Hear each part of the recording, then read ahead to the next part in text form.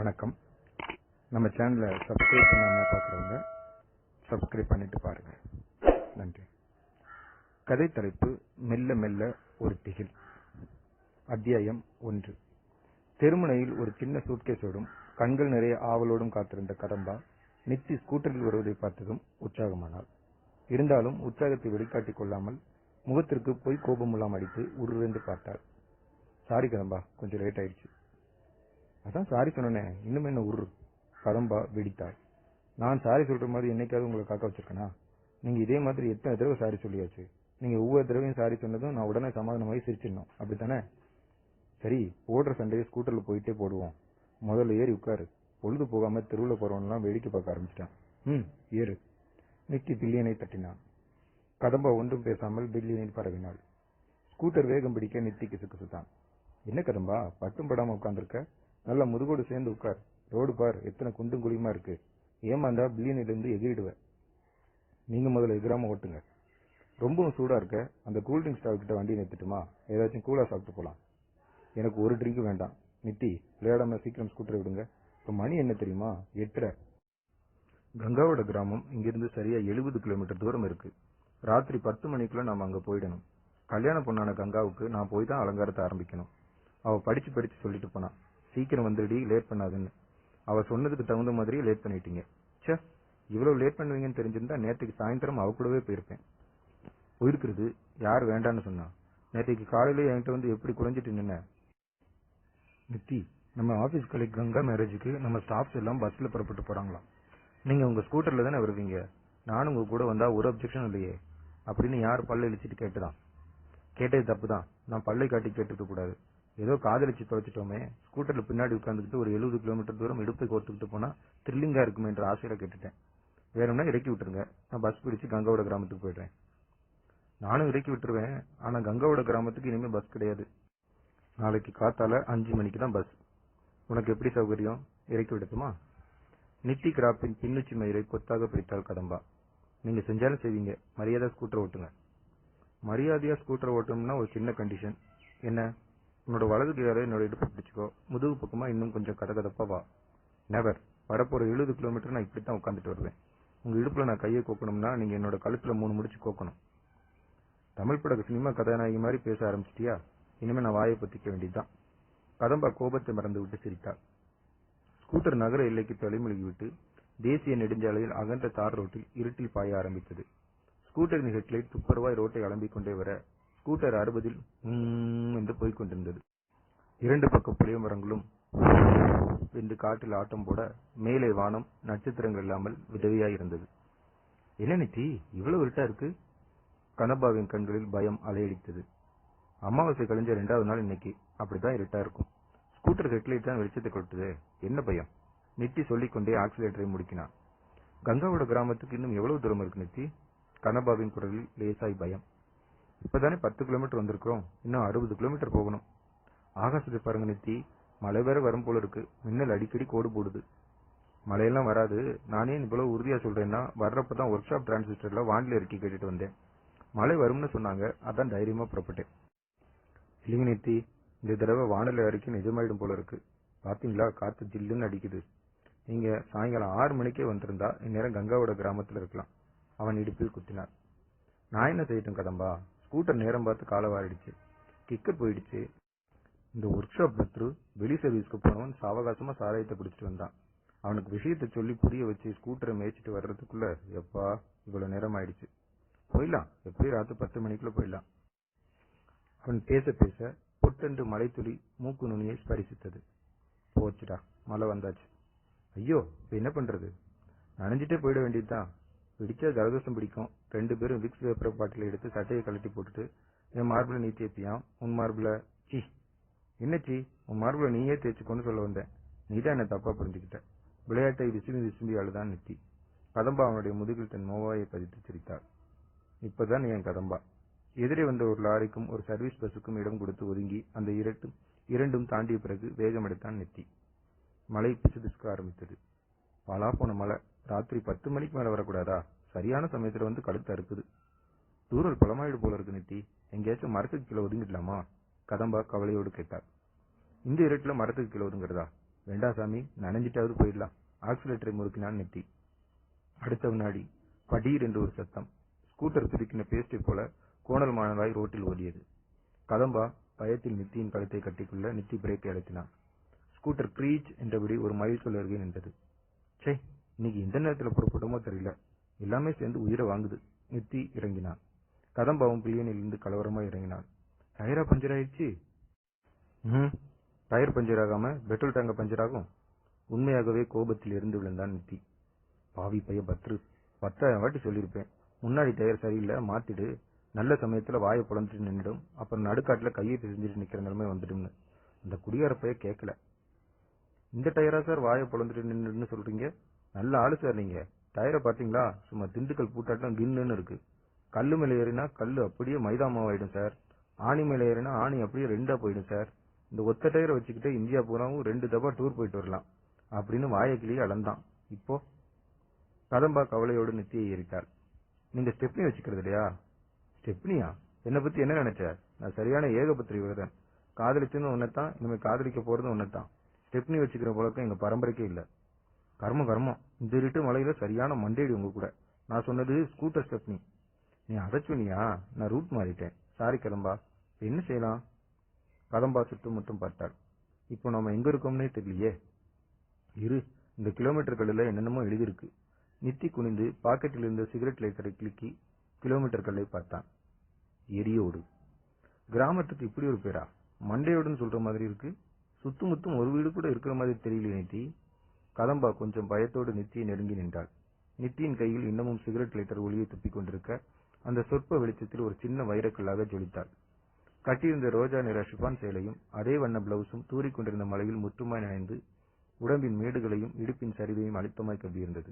மழை தண்ணீர் முகத்தில் அடித்து கண்ணப்பரப்புகள் பளிங்காய் தெரிய உதடுகள் இரத்த புஷ்டியோடு ஈரமாய் மினுமினுத்தன. என்ன யோசனை? கதம்பா நித்தியை முன்னால் கையை ஆட்டினாள். ரூப் தேரா மஸ்தானா பாடலாமான்னு பாக்குறேன். முதல்ல ஸ்கூட்டரை கிளப்புற வழியை பாருங்க, அப்புறமா ரூப் தேரா பாடலாம். 10 மணிக்குள்ள கங்கா வீட்டுல இருக்கணும். இரு, முதல்ல இந்த ஸ்கூட்டரை எங்கேயாவது வைக்க முடியுமான்னு பாக்கலாம். இந்த எரியோடு கிராமம் இன்னும் கொஞ்சம் உள்ளார தள்ளி இருக்குன்னு நினைக்கிறேன். ஸ்கூட்டரை அப்படியே தள்ளிட்டு போயிடலாமா கதம்பா? பின்ன வேற வழி, தள்ளுங்க. நீ ஏதாவது கொஞ்சம் உதவி பண்ண. வேணும்னா பில்லியன்ல ஏறி உட்கார்ந்துக்கிட்டுமா? நித்தி முறைக்க கதம்பா சிரித்தபடி ஒரு கையால் பிரீத் கேஸை பற்றி கொண்டு மறு கையால் ஸ்கூட்டரை தள்ளினார். கும்பகோணம் மாமிக்கு உன் காலேஜில் படிக்கிறப்போ பசங்க பாடுவாங்க, இப்போ ஞாபகம் வந்துச்சு, எடுத்து விட்டேன். இன்னும் கைவசம் இருக்கு, எடுத்து விடவா? வேண்டாம், இப்ப தூரிட்டு இருக்க மழை சூன்னு பலமா பெய்ய ஆரம்பிச்சிடும். நீங்க பாட்டு பாட செலவழிக்கிற சக்தியை தள்ளுறதுக்கு அலாட் பண்ணுங்க. ஸ்கூட்டரையாவது வேகமா போகும். கதம்பா சட்டென்று நின்றான் நெத்தி. என்னங்க அங்க பாத்தியா? விளக்கு வெளிச்சம் தெரியுது. பெருசா ஏதோ கட்டிட மாதிரி தெரியுது. அங்க ஸ்கூட்டர் தள்ளிட்டு போயிடலாமா? நித்தி வேகமாய் அந்த விளக்கு வெளிச்சத்தை நோக்கி ஸ்கூட்டரை தள்ளினான். மழை இன்னமும் பிசு பிசுவென்று காற்று வேகத்தில் உதிர்ந்து கொண்டிருந்தது. தார் ரோடு முற்றிலும் இருட்டில் புதைந்து போயிருக்க வந்து போகும் 1-2 லாரிகள் கூட இல்லாமல் இருந்தது. குர் என்ற தவளைகள் ஓயாமல் கத்திக் கொண்டிருக்க மின்மணி பூச்சிகள் மட்டும் இருட்டில் மிதந்து கொண்டிருந்தன. ஒரு 10 நிமிஷ நேரம் நடந்த பின் நித்தி ஆச்சரியப்பட்டான். என்ன கதம்பா, அந்த விளக்கு வெளிச்சம் நகர்ந்து போயிட்டே இருக்கு. 10 நிமிஷமா நடக்கிறோம், வெளிச்சம் அதே தூரத்தில் இருக்க மாதிரி தானே தெரியுது. பக்கமாவே வரலையே. இருட்டில் நடந்தா அப்படித்தாங்க இருக்கும் நித்தி. நம்ம இப்ப அவசரத்துல வேற இருக்கோம், அதனால அப்படி தெரியுது. அம்மாடி, டயர் பஞ்சனாகி போன ஸ்கூட்டரை தள்ளிட்டு போறது ஒண்ணுதான், ஒரு பணத்தை சுமந்துட்டு போறது ஒண்ணுதான். நித்தி மூச்சு பிடிச்சு தள்ளினான். பெரிதாய் அடிக்கடி பெருமூச்சு விட்டான். இப்ப பாத்தீங்களா நித்தி, விளக்கு வெளிச்சம் கொஞ்சம் பக்கத்துல வர்ற மாதிரி இருக்கு. ஏதோ ஒரு பெரிய கோட்டை மாதிரி இருட்டுல பரவி கிடக்கு. பங்களாவா, வீடா, என்ன அது? இன்னும் கொஞ்சம் பக்கத்தில் போனா தெரியுது. மேலும் ஒரு 15 நிமிஷம் நடைக்கு பின் பக்கத்தில் போனார்கள். அத்தியாயம் 2. அது பங்களா தான், ஆனால் பழைய காலத்து பங்களா. மண் சுவர்களால் ஆன பங்களா. சுவர்கள் பூராவும் சேதமாக இருந்தது. சமீபத்திய மலைகளில் பாசி பிடித்திருந்தது. மரத்தாலான மக்கி போன காம்பவுண்ட் கதவு அகல திறந்திருந்தது. என்னங்க, வீடு என்னமோ மாதிரி இருக்கு. கதம்பா நித்தியின் காதோரமாக கிசுகிசுத்தாள். கிராமத்துல எல்லாம் வீடுங்க எப்படித்தான் இருக்கும். வாடகையும் குறைச்சலா இருக்கும், அதுக்கேற்ற மாதிரி வசதிகளும் குறைச்சலா தான் இருக்கும். ஸ்கூட்டரை உள்ளாரவே தள்ளிட்டு போயிடலாமா கதம்பா? நரநரவென்று காய்ந்த சருகுகள் செருப்பு கால்கள் மிதிப்பட்டு கதற ஸ்கூட்டரை தள்ளிக்கொண்டு உள்ளே போனான் நெத்தி. கதம்பா சுற்றுமுற்றும் பார்த்து கொண்டு தொடர்ந்தாள். சிர் சிர் என்ற சுவர்கோழிகள் சீனமாய் சப்தம் செய்து கொண்டிருக்க நெத்தி ஸ்கூட்டரை ஸ்டாண்ட் போட்டு நிறுத்தினான். உள்ள வெளிச்சம் தெரியுது. குரல் கொடுங்க நெத்தி. நித்தி மெல்ல நடந்து போய் வாசற்படி ஏறினான். சார், சார் கத்தினான். உள்ளே இருந்து எந்த விதமான பதிலும் இல்லை. சுற்றுப்புறத்தில் பரவியிருந்த கனத்த நிசப்தம் நீடித்தது. மறுபடியும் கூப்பிட்டு பாருங்க நித்தி. Sir sir sir. என்னங்க ஆச்சரியமா இருக்கு, உள்ள வெளிச்சம் தெரியுது, ஆளுங்க யாரையும் காணோமே. வெளிச்சம் மாடியில இருந்து தான் வருது. மாடியில் யாராச்சும் இருப்பாங்க. கொஞ்சம் உள்ள போய் கூப்பிடலாமா கதம்பா? போய் குரல் கொடுங்க. நாம என்ன திருட வந்திருக்கோம்? நித்தி மேலும் 2 படிகள் ஏறி வீட்டுக்குள் நுழைந்து மாடியை நோக்கி குரல் கொடுத்தான். யார் சார் வீட்டுல? சட்டென்று மாடியில் ஏதோ சத்தம் கேட்ட மாதிரி இருந்தது. தொடர்ந்து மாடி வெளிச்சம் மாடிப்படிகளில் பரவ ஆரம்பித்தது. நித்தி மாடியை அண்ணாந்து பார்த்தான். மாடிப்படிகளில் யாரோ இறங்கிக் கொண்டிருந்தார்கள். டக் டக் டக். நித்தி ஏறிட்டான். நடுத்தர வயதில் ஒரு பெண் கையில் சிம்னி விளக்கோடு மாடிப்படிகளில் இறங்கிக் கொண்டிருந்தார். நிதானமான நடை. யாரது? குரல் வெகு இனிமையாய் விளைந்து வந்தது. நாங்க வெளியூர். வந்த ஸ்கூட்டர் ரிப்பேர் ஆயிடுச்சு, மழை வேற, அதான் இங்க வந்தோம். நித்தி படபடவென்று பேசினான். அந்த பெண் கீழே இறங்கி வந்தாள். நித்தி அப்போதுதான் அவளை முழுமையாக கவனித்தான். சிவப்பு நிற பட்டுப்புடவையில் ஏராளமான நகைகளோடு தெரிந்தாள். நெற்றியில் பெரிதாய் போட்டு, கூந்தலில் மல்லிகை பந்து, நல்ல வெளுப்பில் வளப்பமாய் இருந்தாள். வெளியூரா? அந்த பொண்ணையும் உள்ளே கூப்பிட்டு தம்பி. அந்த பெண் புன்னகைத்தாள். நித்தி உற்சாகமாய் கதம்பாவின் பக்கமாய் திரும்பினான். கதம்பா உள்ளவா? கதம்பா தயக்கமாய் உள்ளே வந்தாள். அந்த பெண்ணை பார்த்தபடி நித்தியின் பக்கமாய் ஒண்டினாள். 2 பேரும் புருஷன் பஞ்சாதியா? அந்த பெண் கேட்டாள். இல்ல, ஒரே ஆபீஸ்ல வேலை பார்க்கிறோம். ஆனா கூடிய சீக்கிரமே நீங்க சொன்ன மாதிரி ஆயிடுவோம். இந்த மலையில எங்க புறப்பட்டீங்க? எங்க ஆபீஸ்ல வேலை பார்க்கிற கங்கான்ற பொண்ணுக்கு ஜெகல்நாயக்கனூர்ல நாளைக்கு கல்யாணம். அதுக்காக புறப்பட்டோம். வழியில ஸ்கூட்டர் பஞ்சர் ஆயிடுச்சு. வேற டயரையும் மாத்த வழி இல்ல. அதான் ஸ்கூட்டர் ஏதாவது ஒரு வீட்டுல விட்டுட்டு பாத்துக்க சொல்லிட்டு நாங்க லாரி பிடிச்சாவது கல்யாண வீட்டுக்கு போலாம்னு நினைக்கிறோம். அந்த பெண் சிரித்தார். கெஜல்நாயக்கனூர்ல கல்யாணமா? அந்த ஊருக்கு எந்த லாரியும் போகாதே. மெயின் ரோட்ல இருந்து ஒரு கரிசல்மண் ரோடு அந்த ஊருக்கு போகும். சுத்தமா 10 மைல் நடக்கணும். அதுவும் இந்த மலையில் போனீங்கன்னா கரிசல்மண் ரோடு பூராவும் ஒரே சேரா இருக்கும். கால் வச்சா முழங்கால் முட்டி வரைக்கும் உள்ள போயிடும். நித்தியும் கதம்பாவும் ஒருவரை ஒருவர் பார்த்துக் கொண்டார்கள். வெளியே மழை வலுப்பதற்கான ஆயத்தங்கள் தென்பட ஆரம்பித்தன. காற்று ஒரு வகை சீல்கை ஒளியோடு ஊளையிட, மழை ஆயிரக்கணக்கில் பாம்புகள் சீறுகிற மாதிரி கோரசாய் என்றது. எங்கோ தொலைவில் இடி இடித்தது. மழை வேற வெளியில ஜாஸ்தி ஆயிடுச்சு. அந்த பெண் சிம்மி விளக்கை அந்த பழங்கால மேஜையின் மீது வைத்தபடி சொன்னார். நித்தியும் கதம்பாவையும் மாறி மாறி பார்த்தாள். மழை நின்னதும் நாங்க எப்படியாவது கெஜல்நாயக்கனூர் போயிடுறோம். ஸ்கூட்டரை மட்டும் பார்த்துக்கிட்டா போதும். நாளைக்கு காலையில மெக்கானிக்கை கூட்டிட்டு வந்து ஸ்கூட்டரை சரி பண்ணி எடுத்துட்டு போயிடுறேன். நித்தி பேச பேச அந்த பெண் குறிப்பிட்டாள். தம்பி, உன் பேர் என்ன? நித்தி. நித்தி, நீயும் இந்த பெண்ணும் இங்கேயே தங்கிட்டு நாளைக்கு காலையில 5 மணிக்கு முதல் பஸ்ஸை பிடிச்சு கெஜல்நாயக்கனூருக்கு போறதுதான் சரி. பிடிவாதமா புறப்பட்டு போனீங்கன்னா ரொம்பவும் சிரமப்படுவீங்க. அவங்க சொல்றதும் சரிதான் நித்தி. பேசாம இங்கேயே படுத்து தூங்கிட்டு விடிஞ்சதும் முதல் பஸ்ஸை பிடிச்சு கெஜல்நாயக்கனூர் போயிடலாம். கதம்பா மெல்லிய குரலில் சொன்னாள். கதம்பா, நீ சொல்றதும் சரிதான். ஆனா இவங்களுக்கு எதுக்கு அனாவசிய சிரமம் தரணும்னு பாக்குறேன். சிரமமா? சிரித்தாள் அந்த பெண். இவ்வளவு பெரிய வீட்டுல நீங்க 2 பேர் அப்படி ஒரு ஓரமா படுத்து தூங்குறதுல எனக்கு என்ன பிரமாதமாய் சிரமம் வந்துட போகுது? வாங்க. கையில் இருக்கிற பொட்டியை அப்படி வச்சுட்டு ஈரத்துணிகள் வேணும்னா மாத்திக்குங்க. நான் போய் சூடா காஃபியோ டீயோ கொண்டு வர்றேன். அந்த பெண் வேக வேகமாய் போனாள். ஈரச்சட்டையை கழட்டி கொண்டிருந்த நித்தியை மெல்ல நெருங்கினாள் கதம்பா. என்னங்க நித்தி, அந்த பெண்ணை தவிர வீட்டுல வேற யாருமே இல்லையா? அப்படித்தான் தெரியுது. இந்த அர்த்த ராத்திரியில எதுக்காக பட்டுப்புடவை கட்டி இத்தனை நகை போட்டிருக்கா? அப்பத்தான் அவளுக்கு தூக்கம் வருமோ என்னமோ. நல்லா பேசினா, ரொம்ப நாள் பழகின மாதிரி கலகலன்னு பேசினா. ஆமா, நீங்க என்ன கொஞ்சம் கூட விவசாயம் இல்லாம எல்லாத்தையும் கழட்டுறீங்க? அந்த பொம்பளை வர்றதுக்கு முன்னாடி சீக்கிரம் ட்ரெஸ் சேஞ்ச் பண்ணிக்கோங்க. அதுவும் சரிதான். மடமலம் வந்து வேறு ட்ரெஸ்ஸுக்கு மாறினா நித்தி. கதம்பா, நீ தான் தெப்பமா அணைஞ்சிருக்க, எல்லாத்தையும் அவுத்தறி. என்ன தம்பி, உன்ன மாதிரி அவ்வளவு சீக்கிரமா ஒரு பொண்ணால ட்ரெஸ்ஸை கழட்டிட முடியுமா என்ன? அவன் 4 திசையும் ஒரு பார்வை பார்த்துட்டு தான் கழட்டுவா. நீ வேணும்னா அந்த ரூமுக்கு போய் ட்ரெஸ் மாத்திக்கமா. டீ கோப்பைகளை கையில் ஏந்தியபடி அந்த பெண் உள்ளே இருந்து வந்தார். நித்தி நமத்தலாய் சிரித்தான். கதம்பா ஒரு புன்னகையோடு பிரீஃப்கேஸை எடுத்துக்கொண்டு எதிர் தரப்பில் தெரிந்த அந்த அறைக்குள் நுழைந்தார். அந்த அறை ஒருவித ஈரமக்கி வாசனை அடிக்க, சுவர்கள் ஏராளமான போட்டோக்களோடு இருந்தது. சிதிலமாகி போன சரவிளக்குகள் கொத்து கொத்தாய் தொங்கின. கீழே தரையில் குண்டும் குழியுமாய் நிறைய இடர்பாடுகள். எலிகள் ஏராளமாய் ஓடின. பூனை ஒன்று உப்பிய வயிறோடு சுவரோரமாய் முடங்கியிருந்தது. அறையின் நடுவே இருந்த கொக்கியில் சின்னதாய் ஒரு சிம்னி விளக்கு பக் பக் என்று இருந்து கொண்டிருந்தது.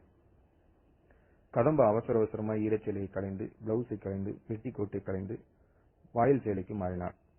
ஈரத்துணிகளை அள்ளிக்கொண்டு அறையை விட்டு வெளியே வந்தார். ஒரு கணம் அதிர்ந்து போனார். நைந்து போன சோபா. பெட்டியில் உட்கார்ந்தபடி டீயை குடித்துக் கொண்டிருந்த நித்தியை எதிரே நாற்காலியில் சாய்ந்தபடி உட்கார்ந்த அந்த பெண் வைத்த வெளி எடுக்காமல் உதட்டில் உறைந்து போன ஒரு புன்னகையோடு பார்த்துக் கொண்டிருந்தாள். வித்தியாசமான பார்வை. கதம்பா வருவதை கண்டதும் பார்வையை சுதாரித்தாள். அந்த ஈர துணிகள் எல்லாம் அப்படியே காயப்போடாமா? விடியறதுக்குள்ள காஞ்சிடும். கதம்பா துணிகளை காயப்போட்டு விட்டு வந்தாள். டீ சாப்பிடமா? டீ கோப்பையை எடுத்து வாய்க்கு கொண்டு போன கதம்பா ஒரு முறை அந்த பெண்ணை நிமிர்ந்து பார்த்தாள். என்னம்மா பாக்குற? ஒண்ணுமில்ல. நான் ஒரு கேள்வி கேட்டா நீங்க தப்பா நினைச்சுக்க மாட்டீங்களே? என்ன கேட்க போறேன்னு எனக்கு தெரியும். சொல்லட்டுமா? இவ்வளவு பெரிய வீட்டுல உங்களை தவிர வேறு யாரும் இல்லையா? எதுக்காக இந்த அர்த்தராத்திரியில பட்டுப்புடவை கட்டிக்கிட்டு நகையில போட்டுட்டு இருக்கீங்க? இதுதானே நீ கேட்க போற கேள்விகள்? ஆமா, தலையாட்டினாள் கதம்பா. நீ முதல்ல டீயை குடிச்சு முடி, அப்புறமா சொல்றேன். நித்தி பேச்சில் குறுக்கிட்டான். கதம்பா எப்பவும் கொஞ்சம் வெளிப்படையா பேசிடுவா. அவ கேட்டது நீங்க தப்பா எடுத்துக்காதீங்க. உங்களோட தனிப்பட்ட விஷயங்கள்ல அவ தலையிடுகிறதா நினைச்சுக்காதீங்க. அவள் சிரித்தாள். நித்தி, யாருக்குமே நான் இப்படி இருக்கிறதை பார்த்தா அந்த கேள்வி கேட்க தோணும். பதிலை சொல்லிட்டா கேட்டவங்களுக்கு ஒரு நிம்மதி. அனாவசியமான கற்பனைகள் இருக்காது. இவ்வளவு பெரிய வீட்டுல நான் மட்டும் இருக்கிறதா நினைச்சா அது தப்பு. மாடியில் என்னோட கணவர் இருக்கார். அவர் நோயில் விழுந்து படுத்த படுக்கையில் இருக்கார்.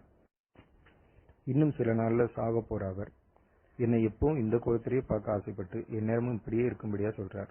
அவரோட ஆசையை நிறைவேற்றி வைக்கிறதுக்காகத்தான் இந்த பட்டுப்புடவை நகை கோலம். கதம்பா நெகிழ்ந்தாள். சாரி, உங்க மனசை புண்படுத்திட்டேன். அவள் புன்னகித்தாள். நெத்தி கேட்டான். உங்க பேரு? மல்லம்மாள். உங்க கணவரை மாடிக்கு போய் நான் பார்க்கலாமா? வேண்டாம் தம்பி, என்னை தவிர வேற யார் போனாலும் அவருக்கு பிடிக்காது. இன்னைக்கு ஒரு நாள் மலைக்கு கொண்டு வந்தீங்க, வந்த மாதிரியே போயிடுங்க. மல்லம்மா மாடி பக்கம் பார்த்து கொண்டே வார்த்தைகளை ஊட்டிட்டாள். அவருக்கு என்ன உடம்புக்கு? என்ன வியாதின்னு சொல்ல முடியாது. எல்லாமே இருக்கு. நெஞ்சு வலி, மூச்சு விட சிரமம், ஓயாத இருமல். நாங்க வந்ததுலேருந்து இதுவரைக்கும் ஒரு தடவை கூட இருமல் சுத்தம் வரலையே. உங்க கணவர் தூங்குறாரா? என்றாள் மல்லம்மாள்.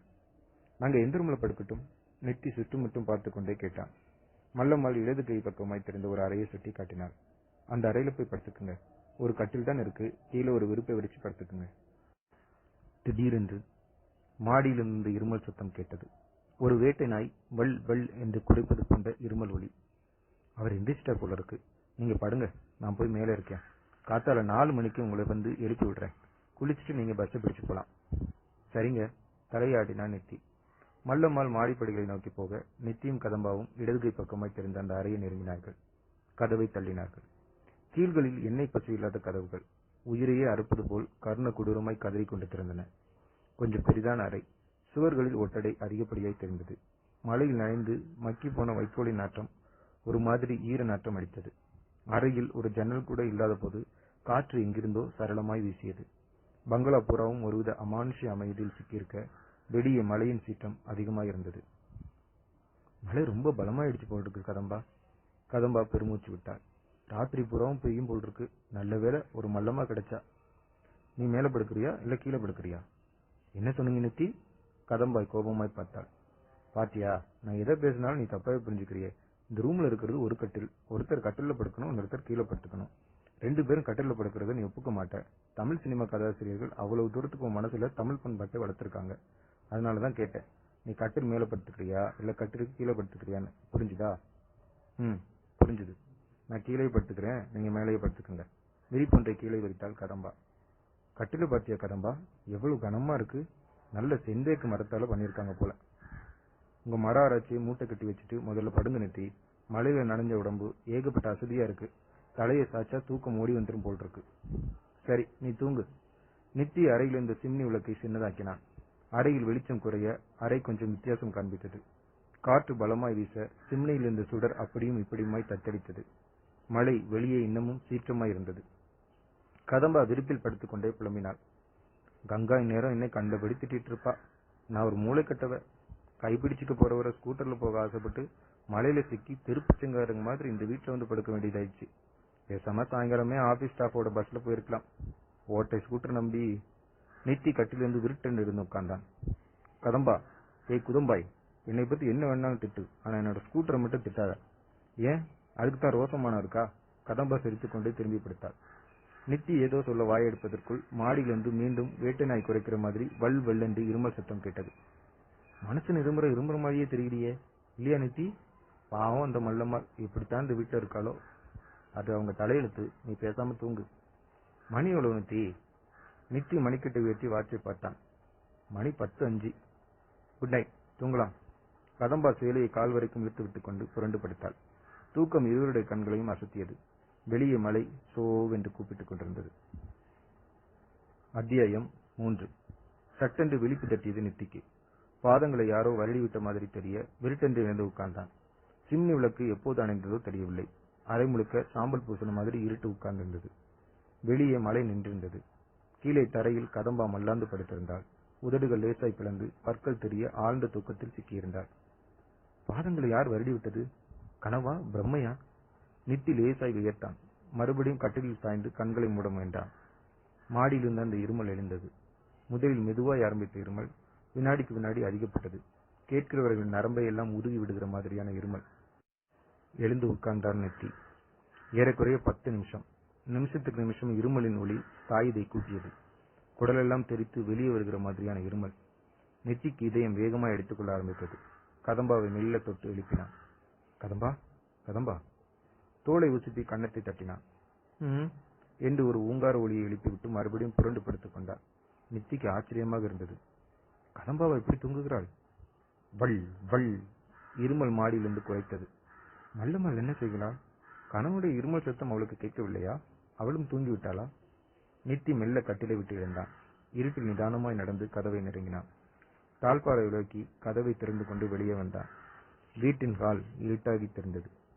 சிகரெட் லைட்டரை எடுத்து கிளிக்கினான். சுடர் நின்று பிரகாசிக்க தொடர்ந்தான். இருமல் தொடர்ந்து கேட்டது. மாடிப்படிகளை நோக்கி நடந்தான். பங்களாவுக்கு வெளியே மழை தண்ணீர் ஏதோ ஒரு தாழ்வான பகுதியை நோக்கி கிளக் கிளக் என்ற சப்தத்தோடு பாய்ந்து கொண்டிருந்தது. சுவர்கோழிகள் மழை நின்று போன சந்தோஷத்தில் ரோயிங் என்று சீராக சப்தித்து அந்த பிரதேச அமைதியை ராவிக் கொண்டிருந்தது. வள் வள் வள். முதல் மாடிப்படியில் காலை வைத்தான் நித்தி. டும் என்று அதிர்ந்தது. லேசாய் தூசி பறந்தது. நித்தி ஆச்சரியமானான். இரவு மல்லம்மாள் கையில் சிம்னி விளக்கோடு இந்த மாடிப்படி வழியாகத்தானே இறங்கினாள். அப்பொழுது மாடிப்படி அதிரவே இல்லையே. நாம் தான் சரியா கவனிக்கவில்லையோ? மழை பெய்த சத்தத்தில் ஒருவேளை மாடிப்படி சத்தம் கரைந்து போயிருக்கலாம். 2வது படியில் காலடி வைத்தான் நெத்தி. டும். மாடியிலிருந்து வள் வள் இருமல். டும் டும் டும். ஒவ்வொரு படியாய் ஏறினான் நெத்தி. மேலே போக போக இருமலின் சத்தம் கொஞ்சம் கொஞ்சமாய் தேய்ந்து கொண்டே வந்தது. மேலே இருந்த கடைசி மாடிப்படியில் நெத்தி காலை வைத்ததும் விளக்கை அணைத்த மாதிரி சட்டென்று அந்த இருமல் நின்றது. நெத்தி மாடி வராந்தாவில் நடந்தான். ஈரமான மழைக்காற்று முகத்தை வருடிவிட்டு போனது. வராந்தா பூராவும் இருட்டு உட்கார்ந்திருக்க சிகரெட் லைட்டரின் உதவியோடு நெத்தி நடந்து போய் வராந்தாவின் மத்தியில் பிரிந்த அறைக்குள் நுழைந்தான். அறைக்குள் யாருமே இல்லை. உடைந்த நாற்காலிகள் 4-5 குப்புற கிடக்க எல்லாவற்றிலும் தூசி தெரிந்தது. சுவர்புறாவும் ஆயில் பெயிண்டால் வரையப்பட்ட புகைப்படங்கள் ஆளுயரத்தில் நின்றன. எல்லாவற்றிலும் சிலந்துகள் ஒட்டடையை சிரத்தையாய் அடித்திருந்தன. தலையில் தலைப்பாகைகளோடும் ஷெர்வானி அமைப்போடும் கூடிய உடைகளோடும் எல்லோரும் நேர்பார்வை பார்த்துக் கொண்டு நின்றிருந்தார்கள். நித்தி நடந்தான், ஒவ்வொரு போட்டோவாக பார்த்து கொண்டு. ரகுநாத பாஷ்யம். தோற்றம் 1817, மறைவு 1892. பூபதி பாஷ்யம்.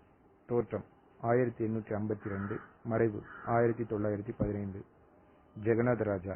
தோற்றம் 1905, மறைவு 1955. வரிசையை பார்த்து கொண்டே வந்தவன் சுவரின் கோடியில் இருந்த புகைப்படத்தை பார்த்ததும் உடம்பு புறவும் அதிர்ந்தான். உடம்பின் ஒவ்வொரு நரம்பும் 1000 மெகாவாட் மின்சாரத்தை விளங்கினார் போல ஜிலீர் என்றது. புகைப்படத்தில் மல்லம்மாள் சிரித்தாள். சிவப்பு நிற பட்டுப்புடவை, கழுத்தில் காசு மாலை, நெற்றியில் பெரிதாய் பொட்டு, கூந்தலின் முடிச்சில் பெரிய புப்பந்து.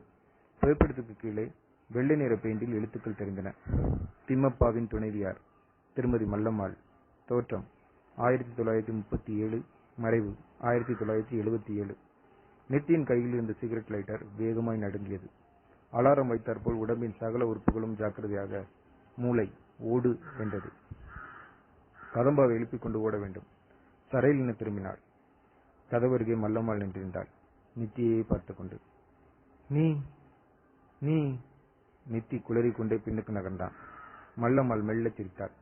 நித்தி, பயப்படாத, நான் உன்னை ஒன்னும் செஞ்சிட மாட்டேன், தைரியமா வா. நித்தி இன்னும் பின்னுக்கு நகர்ந்து கொண்டிருந்தான். மல்லம்மாள் ஒரு புன்னகையோடு அவனை நெருங்கினாள். நெத்தி, நான் பேய் இல்ல, பிசாசு இல்ல, ஒரு சுத்தமான ஆவி. என்னால் உனக்கு ஒரு தொந்தரவும் வராது. உன்னால எனக்கு ஒரு காரியமாக வேண்டியிருக்கு. அதுக்காக தான் உன்னை இங்க வரவழைச்சேன். நித்தி இன்னமும் பயம் அகலாமல் மல்லம்மாவையில் பார்த்து கொண்டிருந்தான்.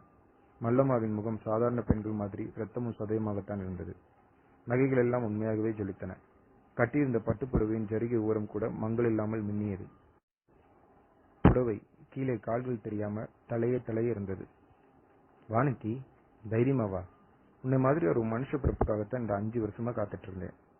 நெத்திக்கு கொஞ்சம் தைரியம் வந்தது. எனக்காக காத்துட்டு இருந்தீங்களா? எதுக்காக?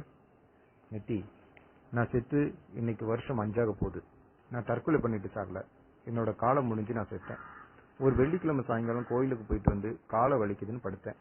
நிமிஷ நேரத்தில் உயிர் போயிடுச்சு. எனக்கு இயல்பாகவே என் புருஷன் மேலேயும் மெட்ராஸ்ல இருக்கிற என் மகன் மருமக மேலேயும் ரொம்ப பாசம். பாசபந்தத்தை உதறி தள்ளுறவங்க மட்டும்தான் ஆவி உலகத்திலிருந்து விடுபட்டு வேற ஒரு ஜென்ம பிறப்புக்கு போக முடியும். என்னால பாசத்தை உதறி தள்ள முடியல. நான் வாழ்ந்த இந்த வீட்டை சுத்தி இன்னமும் உயிரோடு இருக்கிற, ஆனா நோயில் சிக்கி படுத்த படுக்கையா இருக்கிற என்னோட கணவரை சுத்தி வர்றேன். நெத்தி அசையாமல் நின்றிருந்தான். மல்லம்மாள் தொடர்ந்தாள். என்னோட கணவரை பத்தின கவலை கூட எனக்கு கிடையாது. அவருடைய காலம் இன்னும் சில நாட்கள்ல முடிய போகுது. அதுக்கப்புறம் அவரும் என்னோட கூட வந்துட போறார். ஆனா இப்ப எனக்கு இருக்கிற கவலை எல்லாம் என்னோட மகனை பத்தியும் மருமகளை பத்தியும் தான். நித்தி இப்போது தெளிந்திருந்தான். உங்க மகன் யாரு? மெல்லிய குரல் கேட்டான். என்னோட மகன் ஜோதிராமன். மெட்ராஸ்ல பெரிய டாக்டரா இருக்கான். அடையார் 7வது குறுக்கு தெருவுல பங்களா. மருமக ஜெயந்தி ஒரு காலேஜ்ல லெக்சரரா இருக்கா. 2 பேருக்கும் நல்ல சம்பாத்தியம், நல்ல ஆரோக்கியம். ஆனா அவங்களுக்கும் தெரியாம அவங்க மேல சாவோட நிழல் விழ ஆரம்பிச்சிருக்கு. ஆவி உலகத்துல இருக்கிற நான் அதை உடனடியா புரிஞ்சுக்கிட்டேன்.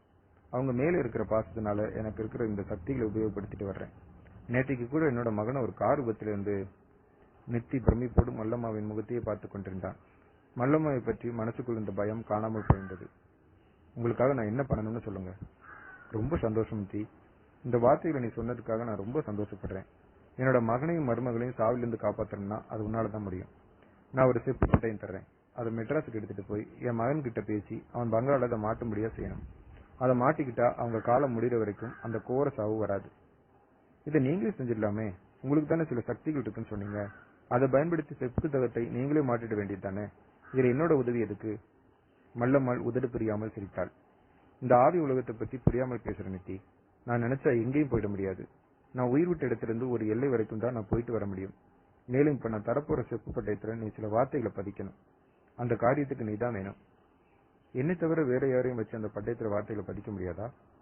அப்படி முடியறதா இருந்தா நான் இன்னைக்கும் அந்த பட்டயத்தை யாரையாவது வச்சு எழுதியிருப்பேனே. எனக்கு மட்டும் என்ன தெரியும்? செப்பு பட்டயத்தை எழுதி பழக்கம் இல்லையே. அதுவும் இல்லாம என்ன எழுதுறதுன்னு கூட எனக்கு தெரியாது. மல்லம்மாள் சிரித்தாள். அந்த செப்பு பட்டயத்துல நீ எழுத போற? நான் தானே எழுத போறேன். அதாவது உன் மூலமா நான் எழுத போறேன். அதுக்கு தான் உன்னோட உடம்பை தேர்ந்தெடுத்திருக்கேன். நித்தி, ஆவி எல்லோட உடம்புலையும் நுழைஞ்சிட முடியாது. புரோட்டோபிளாசமும் எக்டோபிளாசமும் அதிகமா இருக்கிறவங்க உடம்புல நாங்க நுழைய முடியாது. எக்டோபிளாசம் யாரோட உடம்புல அதிகமா இருக்கோ அவங்க உடம்புல தான் எங்களுக்கு மீடியம் அதிகமா இருக்கும். உன்னோட உடம்புல எக்டோபிளாசம் அதிகம். நித்தி மாடியிலிருந்து எட்டி பார்த்தான். என்ன நித்தி, கதம்ப எங்க எந்திரிச்சு வந்துருவாளுன்னு பயப்படுறியா? அந்த பயமே உனக்கு வேண்டாம். அவ சரியா 5 மணிக்கு தான் எந்திரிப்பா. அவ உடம்புக்கு ஏகப்பட்ட கனத்தையும் அசதியையும் கொடுத்திருக்கேன். நித்தி பயத்தோடு சிரித்தான். எல்லாமே முன்னேற்பாடோடு தான் நடந்து செஞ்சிருக்கீங்க. ஆனா எனக்கு தான் எல்லாம் பிரமிப்பா இருக்கு. உனக்கு இன்னொரு விஷயத்தையும் சொல்லட்டுமா நித்தி? இன்னும் 2 நாள்ல உனக்கு ஆபீஸ்ல டிரான்ஸ்பர் ஆர்டர் வரும். அந்த ஆர்டர் வந்த 1 மணி நேரத்திலேயே கேன்சலும் ஆயிடும். என்னோட ஆவி உலக சக்திக்கு இது ஒரு சாம்பிள். வள் வள் திடீரென்று இருமல் சுத்தம் பக்கத்து அறையின்றி எழுந்தது. நித்தி மல்லம்மாவை ஏறிட்டான். உங்க கணவர் இன்னும் உயிரோடு தான் இருக்கார் இல்ல? அவரும் உங்க மாதிரி? இல்ல நித்தி, அவர் என்னை மாதிரி இல்ல. அவர் இன்னமும் உயிரோடு தான் இருக்கார். பகல் நேரங்களை மட்டும் அவரை பார்க்க ஒரு வேலைக்காரன் வருவான். ராத்திரியில நான் இங்கே உலாவுறேன்னு அவனுக்கு பயம். அதான் வரமாட்டான். அவன் வராட்டி என்ன, ராத்திரியில தான் நான் இருக்கேன்னு அவரை கவனிச்சுக்க. நித்தி இடைமறித்தான். உங்க மகனும் மருமகளும் இங்க இவரை பார்க்க வரமாட்டாங்களா? மல்லம்மாள் கொஞ்ச நேரம் அமைதி சாதித்தாள். என்ன பேசாம இருக்கீங்க? மல்லம்மாள் பேச ஆரம்பித்தாள். ஜோதிராமனுக்கு அவனோட அப்பா மேல என்னைக்குமே ஒட்டுதல் இருந்ததில்ல. நான் இருந்த வரைக்கும் அவன் சரியா இங்க வரமாட்டான். நான் செத்ததுமே அவன் இங்க வர்றது நிறுத்திட்டான். ஆனா அப்பனுக்கு செய்ய வேண்டிய கடமையை செஞ்சாகணுமேங்கிறதுக்காக மாசம் மாசம் பணத்தை அனுப்பிச்சு மருந்துகளை வாங்கி கொடுத்து அவரை பாக்குறதுக்காக ஒரு வேலைக்காரனும் வச்சிருக்கான். மல்லம்மாளின் முகம் வேதனையில் மடிந்து சுருங்கியது. பெத்த அப்பனை இந்த நிலைமையில வச்சிருக்க உங்க மகனுக்காக நீங்க இவ்வளவு பாசத்தை கொட்டணும்?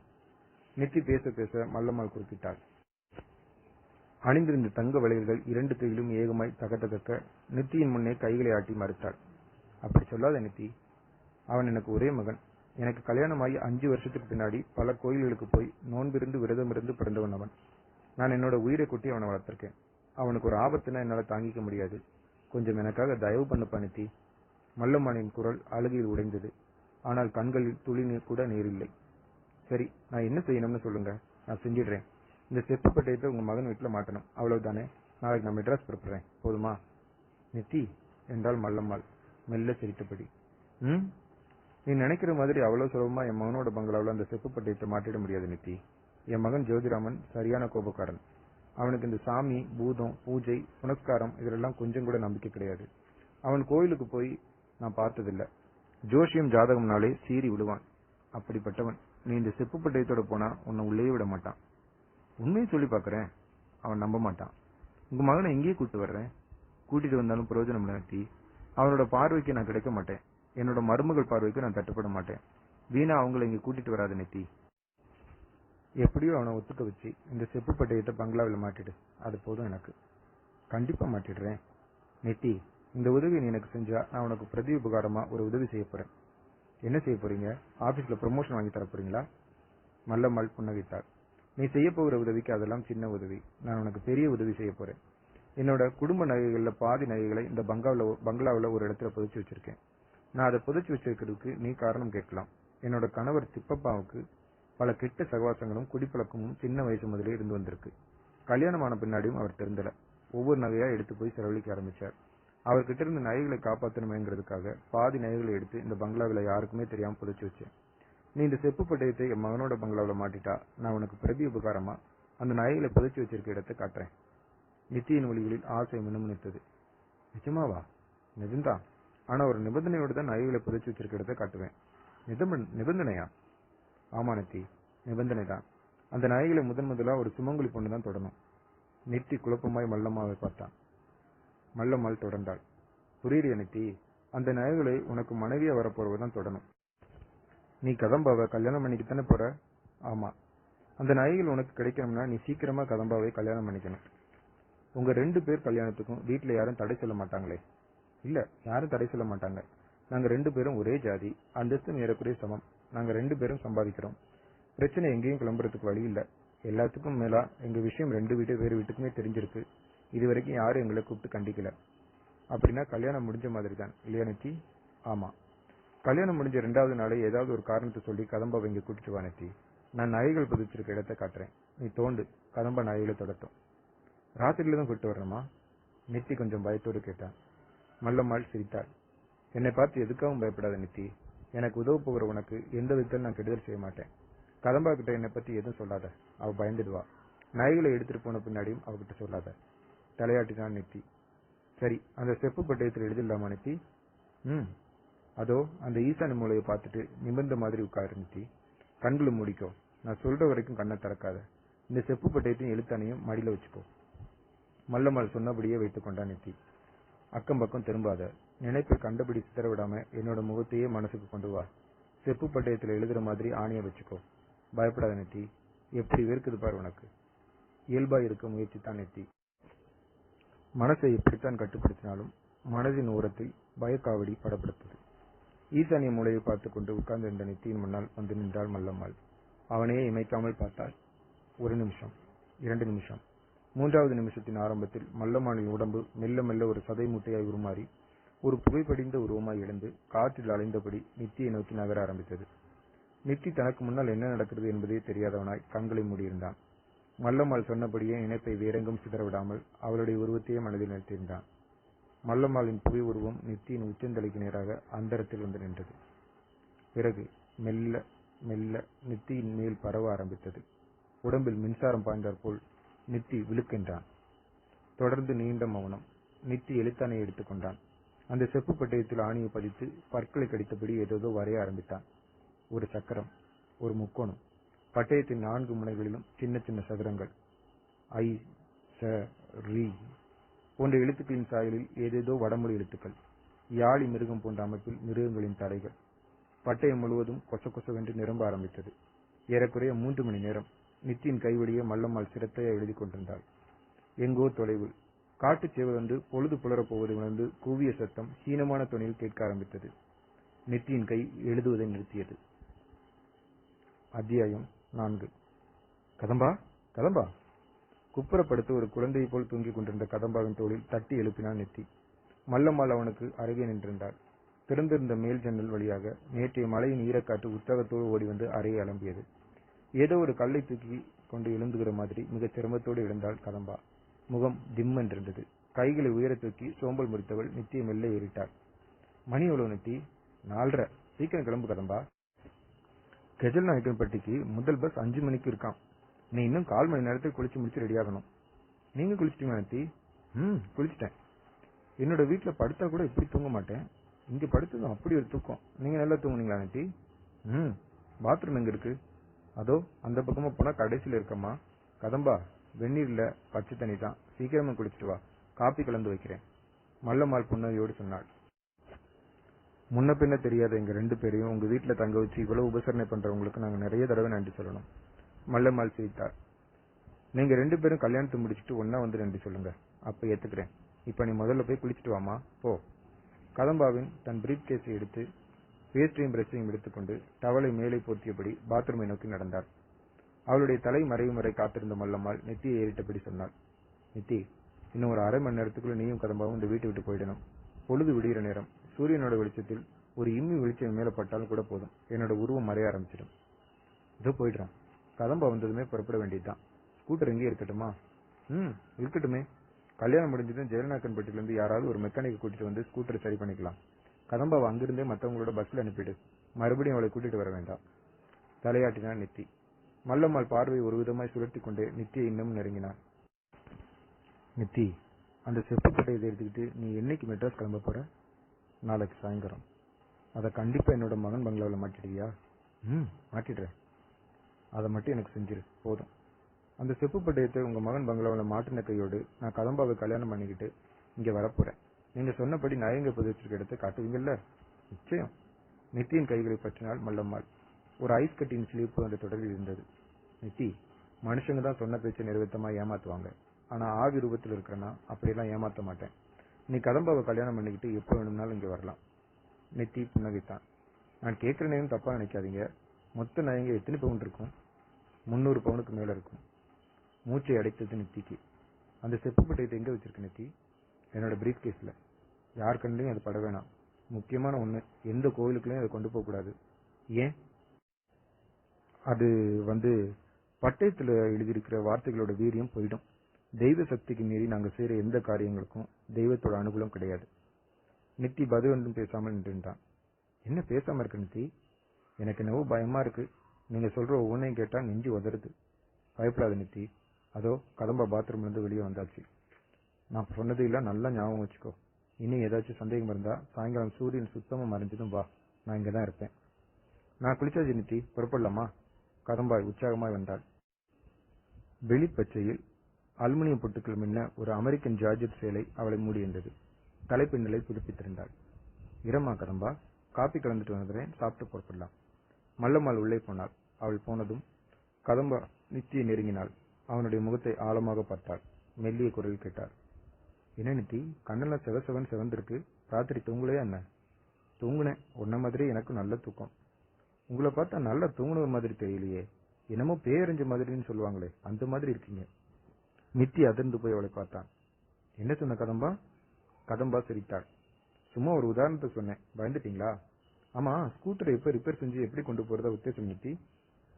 இப்போ நம்ம ஒரே நேரம் பஸ்ஸை பிடிச்சி கெஜல் நாயக்கன்பட்டிக்கு போவோம். கல்யாணம் முடிஞ்சதுமே நான் அங்கிருந்து ஒரு மெக்கானிக்கை கூட்டிட்டு இங்க வரப்போறேன். அப்பனா நீ நம்ம ஆபீஸ்க்கு கலிக்கோட பஸ்ல புறப்பட்டு ஊர் போய் சேர போற. நித்தி சொல்ல சொல்ல மல்லம்மாள் காப்பி டம்ளர்களோடு வந்தாள். முகத்தில் ஒருவித கடுகடுப்பு தெரிந்தது. சீக்கிரமா காப்பியை சாப்பிட்டு புறப்படுங்க. 5 மணி பஸ்ஸை விட்டா அப்புறம் அடுத்த பஸ் 10 மணிக்கு தான்.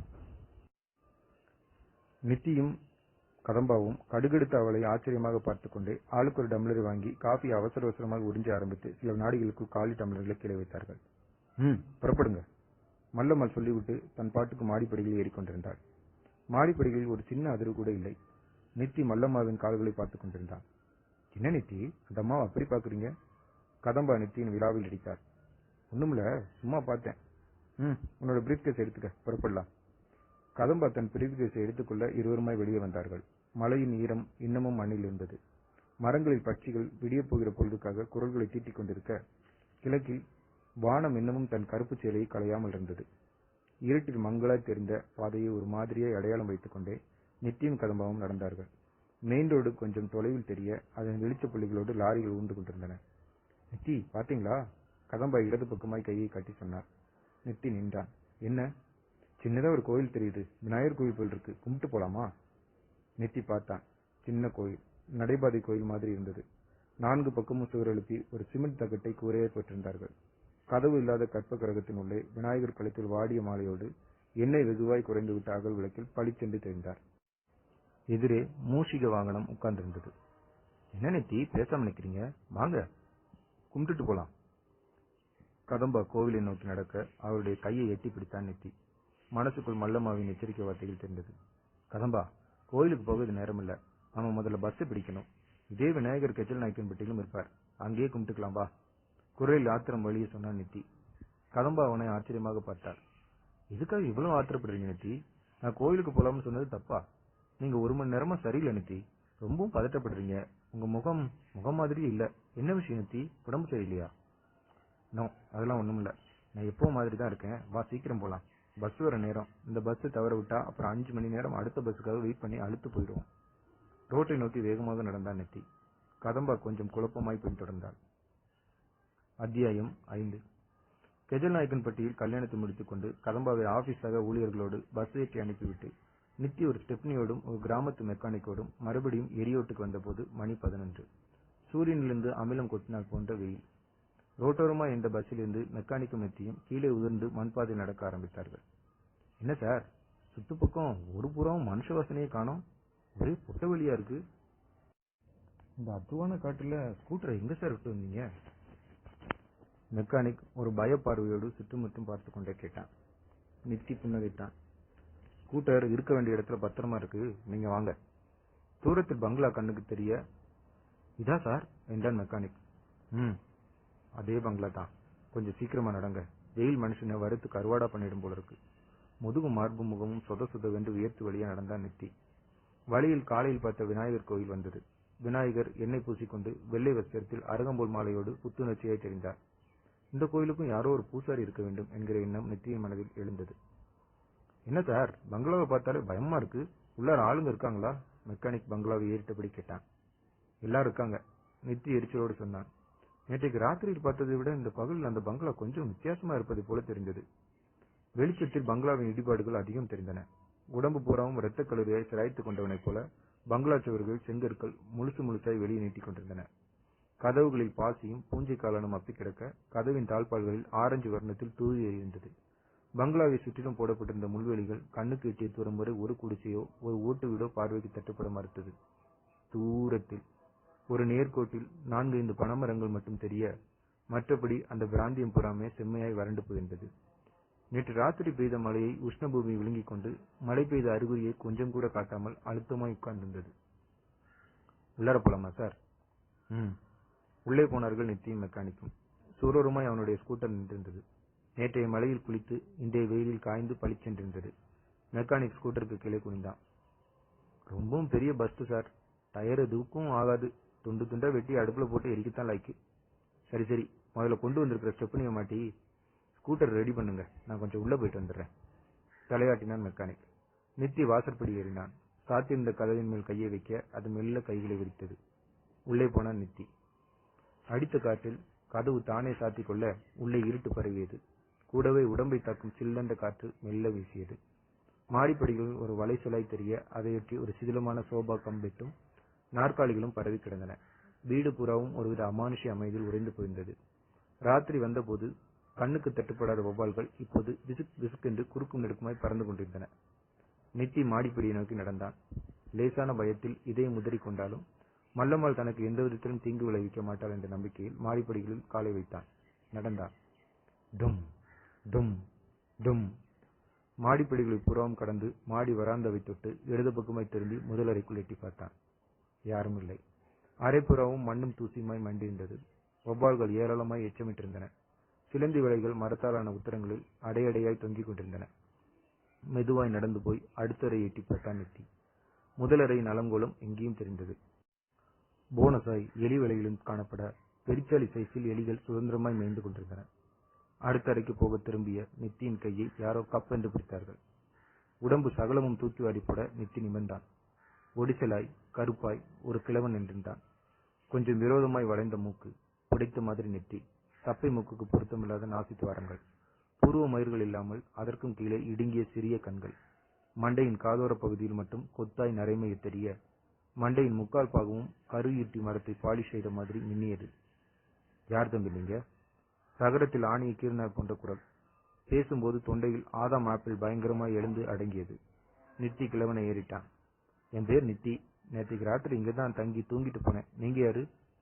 கிழவன் நித்தி ஆழ்ந்த வியப்போடு பார்த்தான். உங்களுக்கு மகா துணிச்சல் தம்பி. வெளியே நிக்கிற ஸ்கூட்டர் உங்களோடதா? ஆமா. நீங்க யாரு? நான் கேட்ட கேள்விக்கு இன்னும் பதில் சொல்லலையே. கிழவன் அசிங்கமாய் பின்னாங்கிட்டான். என் பேரு அம்மாசி தம்பி. இந்த பாலடைஞ்சு போன பங்களாவுக்கு வேலைக்காரன் தான். காத்தால 8 மணிக்கு வருவேன், சாயங்காலம் 5 மணிக்கு போயிடுவேன். அது வரைக்கும் ஐயாவுக்கு செய்ய வேண்டியதெல்லாம் செஞ்சுட்டு போயிடுவேன். ஐயா எங்க இருக்காரு? நேற்றுக்கு ராவு நீங்க வந்ததா சொல்றீங்க. அப்ப ஐயாவை நீங்க பாக்கலீங்களா தம்பி? இல்ல, பாக்கல. வேற யார பாத்தீங்க? யாரையும் பாக்கல. ஸ்கூட்டர் டயர் பஞ்சர், அதனால வண்டியை நிறுத்திட்டு மழைக்காக நானும் ஒரு பெண்ணும் ஒதுங்கினோம். வீட்டுல யாருமே இல்ல. சரி, ஏதோ பாலடைஞ்ச மண்டபம் நினைச்சு விடுத வரைக்கும் இருந்துட்டு விடிஞ்சதும் போயிட்டோம். நான் ஸ்கூட்டரை சரி பண்ணி எடுத்துட்டு போறதுக்காக மெக்கானிக்கை கூட்டிட்டு வந்தேன். கீழே மெக்கானிக் ஸ்கூட்டரை சரி பார்த்துட்டு இருக்கார். அது வரைக்கும் உள்ள புந்து யார் இருக்காங்கன்னு பார்க்கத்தான் வந்தேன். கிழவன் தன் சுருங்கி போன மோவாயை தேய்த்தான். தன் சின்ன கண்களை மேலே மிடிக்கிக் கொண்டு பார்த்தான். தம்பி, ராத்திரி நீங்களும் ஒரு பொண்ணு வந்து தங்கினதா சொல்றீங்க. கேட்கவே ஆச்சரியமா இருக்கு. மல்லம்மாளை நீங்க பார்க்கவே இல்லைங்களா? மல்லம்மாளா? யார் அது? எங்க ஐயாவோட சம்சாரம். அவங்க இப்போ உயிரோடு இல்ல, காலமாயிட்டாங்க. ஆனா ராத்திரி நேரத்தில் இந்த பங்களா பூரா சுத்தி சுத்தி வருவாங்க. நிறுத்தி சிரித்தான். அப்படியா? கேட்கவே ஆச்சரியமா இருக்கு. எந்த ஆவியும் நாங்க பார்க்கல. நிம்மதியா தூங்கி எந்திரிச்சோம். பங்களாவில் ஒரு பூனை நடக்கிற சத்தம் கூட கேட்கல. ஐயாவோட இருமல் சத்தம் கூட கேட்கலீங்களா தம்பி? இல்லையே. உங்க ஐயா இருக்கிற விஷயம் நீங்க சொல்லித்தான் எனக்கு தெரியும். உங்க ஐயா எந்த ரூம்ல இருக்கார்? நான் பார்க்கணுமே. நித்தி சுற்றுமுற்றும் பார்த்தான். என் கூட வாங்க தம்பி, காட்டுறேன். ஆனா ஐயாவை பார்த்ததும் பயந்துடாங்க. பல வருஷமா ஒரே படுக்கையில நோயில் கிடக்கிற ஜீவன் அது. எப்படியோ உருமாறிட்டாரு. சொல்லிக்கொண்டே கிழவன் நடந்தான். மிகவும் மெதுவான நடை. கூன் போட்டு நடந்த மாதிரி இருந்தது. 2 அறைகளை கடந்து 3ஆவதாக இருந்த ஒரு பெரிய ஹாலுக்குள் நுழைந்து அதனுடைய வலது பக்க மூலையில் இருந்த ஒரு சிறிய அறைக்குள் நுழைந்தான் கிழவன். நித்தி பின்தொடர்ந்து உள்ளே வந்தான். அறையில் நுழைந்ததுமே ஒரு சகிக்க முடியாத நாற்றம் குப்பென்று பறந்து வந்து நித்தியின் நுழைநாசியில் உட்கார்ந்தது. கர்ச்சிப்பை எடுத்து மூக்கை பிடித்துக் கொண்டான். கிழவன் பொக்கு வயல் சிரித்தான். தம்பி புதுசு, அதான் நாத்தம் தாக்கு பிடிக்க முடியல. மனுஷனோட உடம்புக்கு ரோகம் வந்தா இப்படித்தான் நாத்தமா மாறும். வாங்க தம்பி, உள்ள போவோம். இவர் தாங்க எங்க ஐயா. நித்தி இன்னமும் உள்ள போய் அறையின் மூலையில் இருந்த கட்டிலை பார்த்தான். மல்லாந்து படுத்திருந்த ஒரு உருவம் கண்ணில் பட்டது. தலைமுடியும் தாடியும் மீசையும் அமோகமாய் பரவி ஒரே ரோமகலமாய் தெரிந்தது. கண்கள் இருக்க வேண்டிய இடத்தில் கருப்பாய் குழிகள் மாதிரி புலப்பட நெஞ்சிக்கூடு சதையில்லாமல் உப்பி இருந்தது. குச்சி குச்சியான கால்களும் கைகளும் கட்டிலின் மேல் 2 பக்கங்களையும் தளர்வாய் தொங்கிக் கொண்டிருந்தன. இவர் அவங்க ஐயா? ஆமாங்க. இவருக்கு மனைவி இல்லைன்னு சொன்னீங்க. சரி, மகனோ மகளோ யாருமே இல்லையா? கிழவன் கொட்டினான். யாரு இருந்து என்ன பிரயோஜனம் தம்பி? கிளமாயி நோயில விழுந்துட்டா ஒருவரும் வெட்டி பார்க்காதே. மெட்ராஸ்ல பெரிய டாக்டரா ஐயாவோட மகன் இருக்காரு, மருமக இருக்கா. யாருமே இங்க வர்றது கிடையாது. உயிர் உடம்புல இருக்கிற வரைக்கும் அவரை பார்த்துக்கவும், உயிர் போன பின்னாடி புதைச்சிட்டு வந்தா என்ன இங்க விதையிலைக்கு வச்சிருக்காரு. சின்னையா, ஐயாவோட உசுறு சரியான கெட்டி. எத்தனை வருஷமா இப்படியே கிடக்கா தெரியுங்களா தம்பி? உசுறு இப்ப போயிடும் அப்ப போயிடும். நானும் தினசரி நாளை எண்ணிட்டு வரேன். நித்தி மூக்கை பத்தி கொண்டு வெளியே வந்தான். அப்படியும் நாற்றம் குடலை புரட்டி எடுத்தது. என்னங்க தம்பி, புறப்பட்டீங்களா? ஆமா. ராத்திரி நேரங்களில் தனியா இந்த பங்களாவுக்கு வந்துடாங்க தம்பி. மல்லம்மா சும்மா இருக்க மாட்டா. சரி. மாடி வராந்தாவில் நடந்து மாடிப்படிகள் வேகமா இறங்கினான் நெத்தி. கிழவன் கூடவே வந்தான். தம்பி. சொல்லுங்க. வர்ற வழியில ஒரு விநாயகர் கோயிலை பார்த்திருப்பீங்களே? ஆமா. அந்த கோயிலை கட்டினது நான் தான். இப்ப அதை பராமரிச்சுட்டு வர்றது நான் தான். சந்தோஷம். அந்த கோயிலை எதுக்காக கட்டியிருக்கேன்னு உங்களுக்கு தெரியுமா தம்பி? சொல்லுங்க, தெரிஞ்சுக்கிறேன். மல்லம்மா கிட்ட இருந்து என்னை காப்பாத்திக்கத்தான். சிரித்தான் நெத்தி. பயப்படாதீங்க பெரியவரே. மனுஷங்களால தான் நமக்கு ஆபத்து வருமே தவிர ஆவி ரூபத்துல வர்றவங்களால ஒரு ஆபத்தும் வராது. பின்னையும் மல்லம்மா அவங்க மேல சந்தோஷமா தான் இருப்பா. நோயில படுத்திருக்கிற புருஷனுக்கு நீங்க தானே துணையா இருக்கீங்க. அதெல்லாம் சரிதாங்க தம்பி. ஆனா ஆவிங்க ஒரே நேரத்தில் இருக்க மாதிரி இன்னொரு நேரம் இருக்காது. பிரியத்தையும் காட்டும், ஆளையும் அடிச்சிட்டும். எங்க அப்பா இருந்த வரைக்கும் இதை அடிக்கடி சொல்வாரு. ஆவிகளோட வீரியத்தையும் சக்தியும் அடக்கிறதுக்கு கடவுளால தான் முடியுமா. அதான் இந்த கோயிலை கட்டின நாள்ல இருந்து மல்லம்மா என்னோட கண்ணுக்கு தட்டுப்பட்டதே இல்லை. முன்னாடியெல்லாம் சாயங்காலம் 6 மணி ஆனா போதும், மல்லம்மா பங்களாவுக்குள்ள நடமாட ஆரம்பிச்சிடுவா. ஜல் ஜல் ஜல்னு ஒரே சுத்தமா இருக்கும். திடீர்னு என் முன்னாடி வந்து நிப்பா. உடம்பெல்லாம் ஐஸ் கட்டியாட்டா சிலுத்து போயிடும் தம்பி. நித்தி வெளியே வந்தான். பளிரென்று வெயில் கண்களை சுழுக்கெடுத்தது. மெக்கானிக் ஸ்கூட்டரை உதைத்து உயிரூட்டி கொண்டிருந்தான். உடம்பை பிளந்து கொண்ட டயர் பில்லியனின் பின்னால் கொண்டை போட்டிருக்க புது டயர் பொருத்தப்பட்டிருந்தது. என்ன ரெடியா? ஆச்சு சார், புறப்படலாமா? நித்தி ஸ்கூட்டரை பற்றினான். வரட்டுமா பெரியவரே, உங்க ஐயாவை நல்லபடியா கவனிச்சுக்குங்க. உதைத்தான் கிக்கரை. மல்லம்மாவை பார்த்து பயப்படாதீங்க. மெக்கானிக் பணத்தை வாங்கிக் கொள்ள ஸ்கூட்டரை தன் ஊரை நோக்கி புறத்தினான் நெத்தி. மனசு புறாவும் மல்லம்மாவும் 300 பொன் நகைகளும் ஆக்கிரமித்திருந்தது. அத்தியாயம் 6. மறுநாள் காலை 10 மணி. ஆபீஸுக்குள் நுழைந்த நெத்தியை சக ஊழியர்கள் புறாவும் சூழ்ந்து கொண்டார்கள். சிலர் கிளாப்ஸ் அடித்தார்கள், சிலர் சியர்ஸ் கோஷினார்கள். டேய் மாப்பிள, உனக்கு ப்ரொமோஷன் டிரான்ஸ்பர், பிளேஸ் எது தெரியுமா? சொன்னா அசந்துடுவேன். டெஸ்ட் பாட்ச் கிளார்க் முத்தி நித்தியின் விளையாட்டை குத்தினான். நித்தி ஒருவன் உள்ளுக்குள் அதிர்ந்து அடுத்த கிழமை உதட்டுக்கு புண்ணையை கொடுத்தான். டிரான்ஸ்பரா? இந்த ஜென்மத்தில் எனக்கு பிள்ளடா மச்சான், சும்மா ரீல் விடாத. கதம்பா நீரில் மிதக்கும் வழிகளோடு அவனை நெருங்கினாள். நித்தி, மூர்த்தி சொன்னது பொய் இல்ல, நிஜம். டிரான்ஸ்பர் ஆர்டர் இப்பதான் தபால்ல வந்தது. கிரேட் 2 ஆபீசரா ஊட்டியில் உங்களை போட்டிருக்காங்க. கதம்பாவின் குரலில் அழுகை கலந்திருந்தது. நித்தி கதம்பாவை புன்னகையோடு பார்த்தான். அக்கவுண்டன்ட் நாராயணன் நித்தியை நெருங்கி தோலை தட்டினார். பிரதர், ஃபேர்வெல் ரொமான்ஸ் எல்லாம் தனியா வச்சுக்கோங்க. எங்களுக்கு இன்னைக்கு சாயங்காலம் ஹோட்டல் அன்னபூர்ணா கான்ஃபரன்ஸ் ஹாலில் வச்சு கிராண்ட் பார்ட்டி கொடுத்துட்டு போதும். மூர்த்தி மேஜையின் மேல் இருந்த லெட்டர் கிளப்ல இருந்து ஆர்டரை உருவினான். இந்த மாப்பிள்ள ஆர்டரு. ஆபீசரா போற அமர்க்கலமா பார்ட்டி கொடுத்துட்டு. நித்தி டிரான்ஸ்பர் ஆர்டரை வாங்கினான். ஆர்ஜே நித்யானந்தன். டைப் செய்யப்பட்ட எழுத்துக்கள் அழகாய் மின்னின. நிச்சயமான டிரான்ஸ்பர் ஆர்டர் தான். ஒரு வாரத்துக்குள் பொறுப்பை ஏற்கும்படி கண்டிப்போடு உணர்த்தி இருந்தார்கள். ஆர்டரை 4ஆய் மடித்தான் நித்தி. என்னடா பார்ட்டி தர்றியா? 10 வருஷம் சர்வீஸ் ஆனவனெல்லாம் இன்னமும் கிளார்க் கேடர்லயே இருக்கான். நீ நாற்காலியே தேய்ச்சிட்டு 5 வருஷம் சர்வீஸ் ஆன உனக்கு ஆபீஸ் போஸ்ட்ல ஆரத்தி எடுத்திருக்கு. சந்தோஷத்தை கொஞ்சம் கிராண்டாவே செலிப்ரேட் பண்ணிடு. சரி என்றான் நித்தி. கூச்சல் ஆபீஸ் புறமும் எழுந்தது. நித்தி மனதுக்குள் சித்தப்படி தன் சீட்டை நோக்கி போனான். கதம்பா கனத்த மனத்தோடு அவனுக்கு பின்னாலேயே போனாள். நித்தி, என்ன கதம்பா, டிரான்ஸ்பர்ல போறது உங்களுக்கு சந்தோஷமா இருக்கா? என்ன சந்தோஷம் இருக்காதா? ஏன், உனக்கு சந்தோஷம் இல்லையா? கதம்பா விழிகளை தாழ்த்தி நிறைந்து விட்ட கண்ணீரை சிதறடித்தார். எனக்கு சந்தோஷம் இல்லை நித்தி. உங்களுக்கு ப்ரமோஷனும் வேண்டாம், இந்த டிரான்ஸ்பரும் வேண்டாம். இந்த ஆபீஸ்லயே என்னோட பார்வையிலே இருங்க, அது போதும். கண்ணை சிமிட்டினான் நித்தி. அப்போ இந்த டிரான்ஸ்பர் வேண்டாம்னு சொல்லிடலாமா கதம்பா? அப்படி மறுக்க உங்களுக்கு உரிமை இல்லை நித்தி. சொல்ற இடத்துக்கு போகணுங்கிறது நம்ம கம்பெனியோட ஸ்ட்ரிக்ட் அப்ளிகேஷன். நித்தி சிரித்தான். கவலைப்படாத கதம்பா, இந்த ஆர்டரை எப்படியும் கேன்சல் ஆக பாக்குறேன். எப்படி? உதட்டை குவித்து வேண்டால் காணால் கதம்பா. எப்படியும் கேன்சல் ஆயிடும் பாரு. ஒன்றும் புரியாமல் அவனையே பார்த்தாள் கதம்பா. குழப்புறீங்க நித்தி. கதம்பா, நீ குழம்பாம சீட்டுக்கு போ. இன்னும் 1 மணி நேரத்துல இந்த டிரான்ஸ்பர் ஆர்டரை கேன்சல் ஆக்கி காட்டுறேன். எப்படியோ கேன்சல் ஆனா சரிதான். முகமெல்லாம் பரவிவிட்ட சந்தோஷத்தோடு தன் சீட்டை நோக்கி போனாள் கதம்பா. மணி சரியாய் 11. ஏர் கண்டிஷன் அறைக்குள் வந்த ஜிஎம் தன் வழுக்கை தலையை கட்சிப்பால் ஒட்டிக்கொண்டு ஒருவித அவஸ்தையோடு காலுக்குள் வந்தார். படப்படுத்த டைப்ரைட்டர்கள் சட்டென்று மௌனமாக எல்லோரும் எழுந்தார்கள். ஜிஎம் சன்னமான குரலில் பேச ஆரம்பித்தார். டியர் கலீக்ஸ், ஒரு சின்ன தப்பு நடந்துவிட்டது. நம்ம ஆபீஸ் கிளார்க் மிஸ்டர் ஆர்ஜே நித்யானந்திற்கு இன்று காலையில் ஒரு டிரான்ஸ்பர் ஆர்டர் வந்தது உங்களுக்கு எல்லாம் தெரிந்திருக்கலாம். ப்ரமோஷனில் வந்த அந்த ஆர்டரை குறித்து சந்தோஷப்பட்டவர்களில் நானும் ஒருவன். ஆனால் அந்த சந்தோஷம் இந்த 1 மணி நேரத்திற்குள் அணையக்கூடிய வகையில் சில நிமிஷங்களுக்கு முன் ஹெட் ஆபீஸிலிருந்து டெலக்ஸ் வந்திருக்கிறது. கோட்டயம் கிளை ஆபீஸில் பணிபுரியும் ஆர்ஜே சத்யானந்திற்கு போக வேண்டிய டிரான்ஸ்பர் ஆர்டர் தவறுதல் காரணமாக நம்முடைய ஆர்ஜே நித்யானந்திற்கு வந்துவிட்டது. எதிர்பாராமல் நடந்த இந்த தவறை பெரிதுபடுத்தாமல் இருக்க அன்போடு கேட்டுக்கொள்கிறேன். ஆர்ஜே நித்யானந்திற்கு 1 மணி நேர சந்தோஷத்தை அளித்து அதை உடனே பறித்துக் கொண்டமைக்காக வருந்துகிறேன். ஜிஎம் பேசிக்கொண்டே போக சக ஊழியர்கள் திகைத்தார்கள். கதம்பா ஒருவித பயமும் சந்தோஷமாய் நித்தியை பார்க்க நித்தி நெஞ்சுக்கு நிறை கைகளை கட்டிக்கொண்டு எல்லோரையும் பார்த்து புன்னகைத்தான். அத்தியாயம் 7. ஜோதிராமன் வாசல் கதவை நோக்கி போனார்.